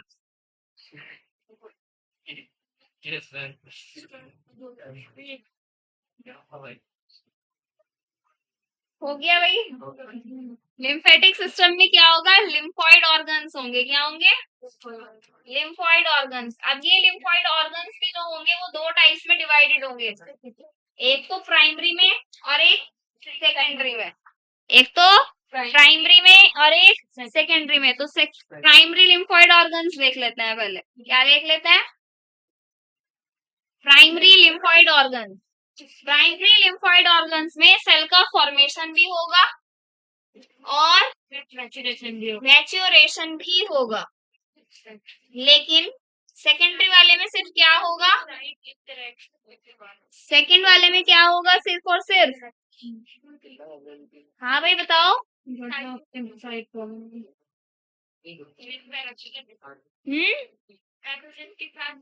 हाँ बस वो होगा क्या, ये फाइटिंग होगी यहाँ पर against pathogen, fight against pathogen. Cell का फॉर्मेशन और जो मैच्योरेशन होगा वो भी 2 तरीके से होगा। कैसे? कैसे? एक तो बोन मैरो और एक थाइमस। बोन मैरो में क्या होगा? सेल फॉर्म होगा, बनेगा, क्या होगा? बोन मैरो में क्या होगा भाई? प्रोड्यूस होगा, यानी कि फॉर्मेशन होगा। और मैच्योर किसमें हो जाएगा फिर जाकर? थाइमस में। तो देखो आ गई दोनों कैटेगरीज, आ गई भाई दोनों कैटेगरीज। और यहाँ पर एक टर्म लिखी जाती है, कौन सी टर्म लिखी जाती है? एपिफाइसिस। कहाँ पर होता है भाई बोन मैरो? एपिफाइसिस का मतलब क्या होता है? Epiphysis of long bones. जितनी भी बॉडी में, जितनी भी बॉडी में लंबी हड्डियां हैं, उनके एंड पॉइंट पर क्या होता है? बोन मैरो प्रेजेंट होता है। तो उसको बोलते हैं एपिफाइसिस ऑफ लॉन्ग बोन्स। क्या बोलते हैं? Epiphysis of long bones. ठीक है भाई, ठीक है। अब जो फॉर्मेशन और मेच्योरेशन हो रहा है वो कहाँ हो रहा है? बी सेल में। और खाली अगर किसकी बात करें हम, खाली अगर किसकी बात करें मैच्योरेशन की, वो किसमें हो रहा है? थाइमस यानी कि टी सेल में। थाइमस यानी कि टी सेल में।